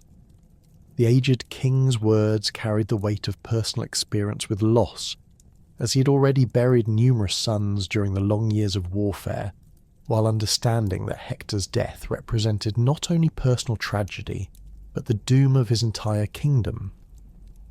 The transformation that began in Achilles during this encounter revealed depths of character that had been obscured by the rage and grief that had dominated his recent actions. The divine armour that had made him nearly invincible in combat could not protect him from the emotional impact of recognizing his own humanity reflected in his enemy's suffering. The supernatural enhancements that had elevated him above normal human limitations seemed to recede as mortal compassion reasserted its influence over his supernatural nature. The agreement to return Hector's body represented more than simple capitulation to Priam's requests, becoming instead a recognition that some principles transcended the immediate demands of personal vengeance. The restoration of civilized behavior and the treatment of the dead acknowledged fundamental values that connected all humans regardless of their political or military allegiances. The bronze that had been used to create weapons of destruction now served to secure the leather bindings that would protect Hector's remains during their return to Troy. The preparation of Hector's body for its final journey required careful attention to details that would restore some measure of dignity to the corpse that had suffered such systematic abuse. Achilles personally supervised the washing and anointing that would remove the stains and damage accumulated during the repeated dragging around Troy's walls, while fine linens were used to wrap the remains in preparation for the funeral rites that awaited them within the city. The divine oils that had been part of Priam's ransom provided preservation that would allow the body to endure the journey home without further deterioration. The escort that accompanied Priam's return to Troy consisted of a small group of myrmidons whose presence served both to protect the wagon carrying Hector's remains and to demonstrate Achilles' commitment to honouring the temporary truce that had been established. These elite warriors, who had participated in countless battles against Trojan forces, now found themselves serving as honour guard for the enemy prince, whose death had represented their greatest victory. The bronze fittings on their armour caught the morning light as they formed a protective formation around the wagon. The funeral games that Achilles organised for Patroclus represented the culmination of his grief, and the final expression of his love for the friend whose death had transformed him from proud warrior into instrument of divine vengeance. The competitions included chariot racing, boxing, wrestling and archery contests that drew participants from throughout the Greek expedition, their prizes consisting of valuable items from Achilles' personal collection of war trophies. The events proceeded according to ancient protocols that honoured fallen heroes while providing entertainment that helped maintain morale among the living warriors. The chariot race that opened the funeral games attracted the finest drivers from among the Greek forces, their vehicles representing the pinnacle of contemporary engineering and craftsmanship. Bronze-fitted wheels and elaborately decorated bodies demonstrated the wealth that successful warfare had brought to the expedition's leaders, while the horses that pulled these chariots had been selected for speed and endurance from the finest breeding stock available. The track that had been prepared for the competition extended for several miles across the plain between the Greek camp and Troy's walls. The boxing and wrestling competitions revealed the physical prowess that characterized the expedition's elite warriors, their bronze-muscled bodies bearing the scars that marked years of successful combat. The techniques displayed during these contests reflected training methods that had been developed over generations of warfare, while the endurance required for extended competition demonstrated the conditioning that made these men effective in the prolonged battles that characterized siege warfare. Victory in these events carried prestige that extended far beyond the immediate prizes awarded to winners. The archery competition showcased skills that were essential for siege warfare, as the ability to strike targets at long range determined the effectiveness of attacks against fortified positions. The bows used by competitors represented various regional styles and construction techniques, their draw weights requiring exceptional strength to operate effectively. The bronze-pointed arrows that served as projectiles had been crafted by skilled smiths whose work could mean the difference between victory and defeat in actual combat situations. The continued dominance that Achilles displayed in battle against new Trojan allies demonstrated that Hector's death had not eliminated all threats to Greek success, though none of the remaining opponents possessed the combination of skill and leadership that had made the Trojan prince so formidable. The Amazon queen Penthesilea arrived at Troy with a contingent of warrior women whose reputation for ferocity in combat had spread throughout the ancient world, their bronze armour modified to accommodate feminine physiques, while providing protection equal to that worn by male warriors. Penthesilea's fighting style combined traditional Amazonian techniques with innovations that she had developed through years of leading raids against various enemies throughout Asia Minor. Her preferred weapons included a double-headed battle axe, whose bronze blades had been honed to razor sharpness, while her archery skills allowed her to strike targets accurately while mounted on horseback at full gallop. The leather armour that protected her torso bore decorative patterns that indicated her royal status among the Amazon tribes, while her shield displayed symbols that marked her as a daughter of Ares himself. The confrontation between Achilles and Penthesilea took place during a general engagement, where Trojan forces, reinforced by their Amazon allies, attempted to break the siege through coordinated attacks against multiple Greek positions. The Amazon Queen's tactical approach emphasized mobility and surprise, her mounted warriors striking quickly at vulnerable points before withdrawing to avoid prolonged combat with heavier Greek infantry formations. Her personal combat skills were exceptional by any standard, her speed and agility allowing her to match opponents who possessed superior strength and reach. The duel that developed between these legendary warriors demonstrated the highest levels of martial skill that the ancient world could produce, as divine heritage met exceptional training in a contest that would determine not only individual survival but the morale of entire armies. Penthesilea's bronze axe work created patterns of attack that challenged even Achilles' supernatural reflexes, while her mounted archery forced him to adapt techniques that had been developed primarily for infantry combat. The sound of bronze striking bronze echoed across the battlefield as their weapons met in exchanges that tested the limits of both human and divine enhancement. The decisive moment came when Achilles' spear found its mark between the bronze plates of Penthesilea's armour, the divine weapon penetrating deeply enough to cause fatal damage despite the Amazon Queen's exceptional defensive skills. Her death represented not only personal tragedy, but also the elimination of Troy's last hope for effective military leadership. as no remaining ally possessed the combination of tactical brilliance and inspirational presence that might have compensated for Hector's loss. The sight of the Amazon queen falling to Achilles' spear created immediate demoralization among Trojan forces who had placed their hopes for survival upon her legendary abilities. The arrival of Memnon, the Ethiopian prince whose divine ancestry rivaled that of Achilles himself, represented Troy's final attempt to find a champion capable of matching the Greek hero's supernatural capabilities. Memnon's forces included warriors from throughout Africa and Asia, whose exotic weapons and fighting techniques added new dimensions to Trojan military capabilities. His personal armour had been crafted by divine smiths whose work rivaled that of Hephaestus, while his weapons possessed enchantments that made them deadly even against opponents protected by supernatural means. The battle between Achilles and Memnon became a contest between different aspects of divine heritage, as both warriors possessed abilities that exceeded normal human limitations through their connections to immortal parents.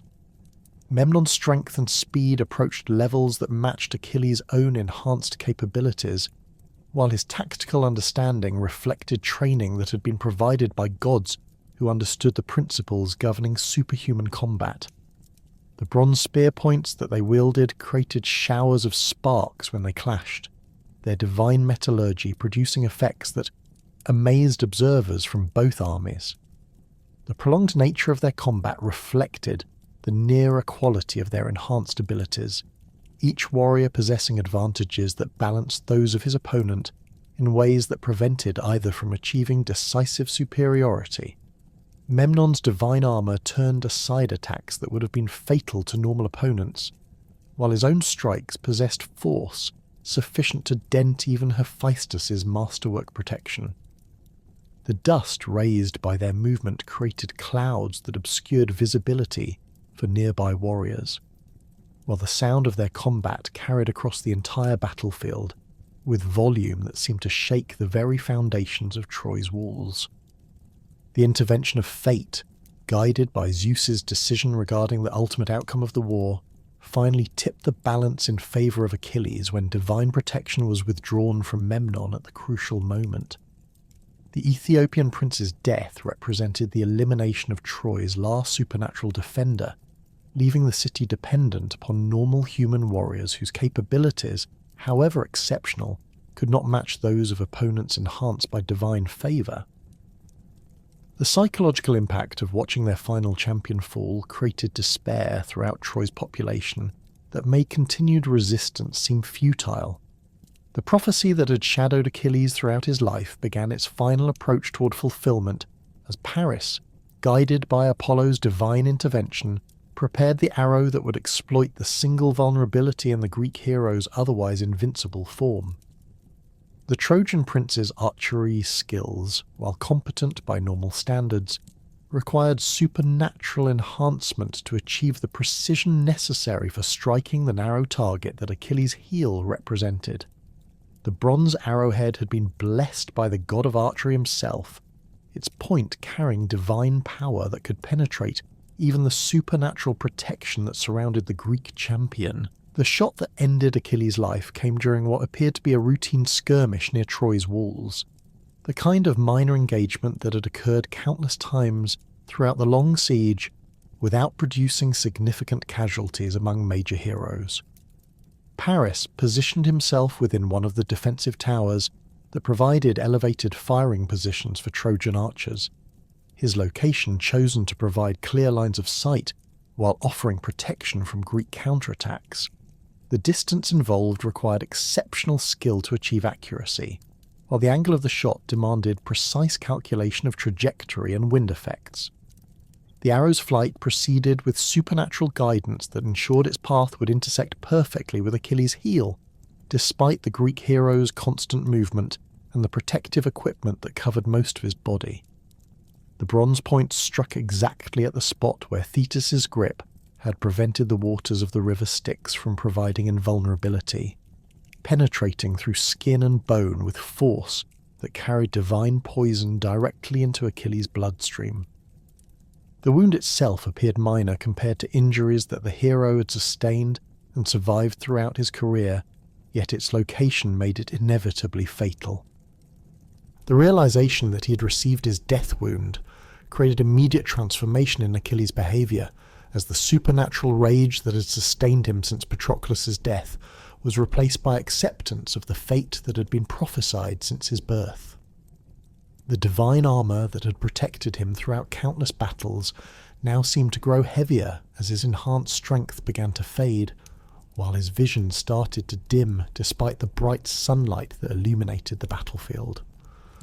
The bronze spear that had never failed him in combat now required effort to lift, its divine craftsmanship unable to compensate for the immortality that was reasserting its claim upon his supernatural nature. The fight over Achilles' body became one of the most desperate engagements of the entire war, as both Greek and Trojan forces recognized the immense symbolic importance of controlling the remains of history's greatest warrior.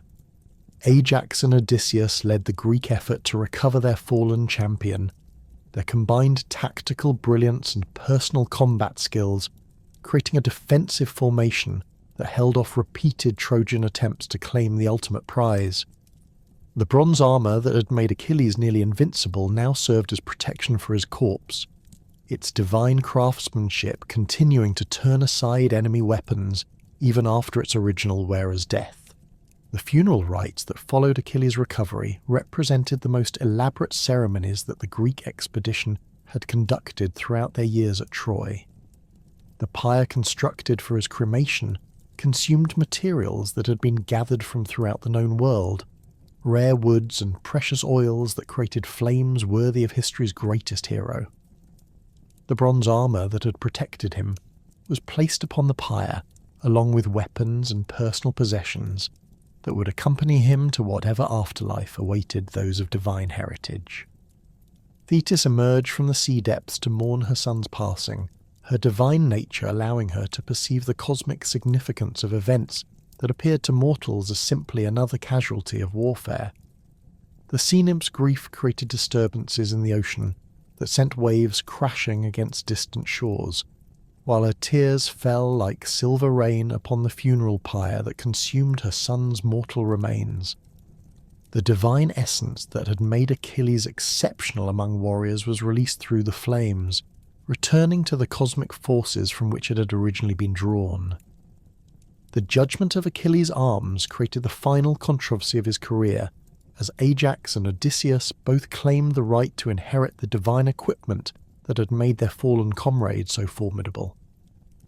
The weapons and armour crafted by Hephaestus represented not only practical military advantages, but also symbolic connection to the greatest warrior of their generation, making their possession a matter of honour as well as utility. The decision ultimately favoured Odysseus, whose tactical contributions to the war effort were judged more valuable than Ajax's raw combat prowess. The eternal fame that had been promised to Achilles in exchange for his brief life began immediately with the songs that celebrated his achievements throughout the Greek camp. Bards who had witnessed his exploits crafted verses that would preserve his memory long after Troy's walls had fallen and the expedition's survivors had returned to their distant homes. The bronze-pointed spear that had never missed its target, the divine armour that had turned aside all earthly weapons, and the supernatural speed that had made him unmatched in combat became elements of stories that would inspire future generations of warriors. The prophecy that had offered Achilles the choice between long life in obscurity and brief existence, crowned with immortal glory, reached its complete fulfillment as his name became synonymous with martial excellence and heroic achievement. The young man who had hidden among maidens on Syros to avoid his destiny had ultimately embraced the path that led to early death and eternal renown, his decision validated by the songs and stories that would preserve his memory throughout history. The walls of Troy still stood, but the greatest defender of Greek honour had achieved the immortality that made his sacrifice meaningful, ensuring that his deeds would be remembered as long as humans valued courage, loyalty, and the pursuit of excellence against impossible odds.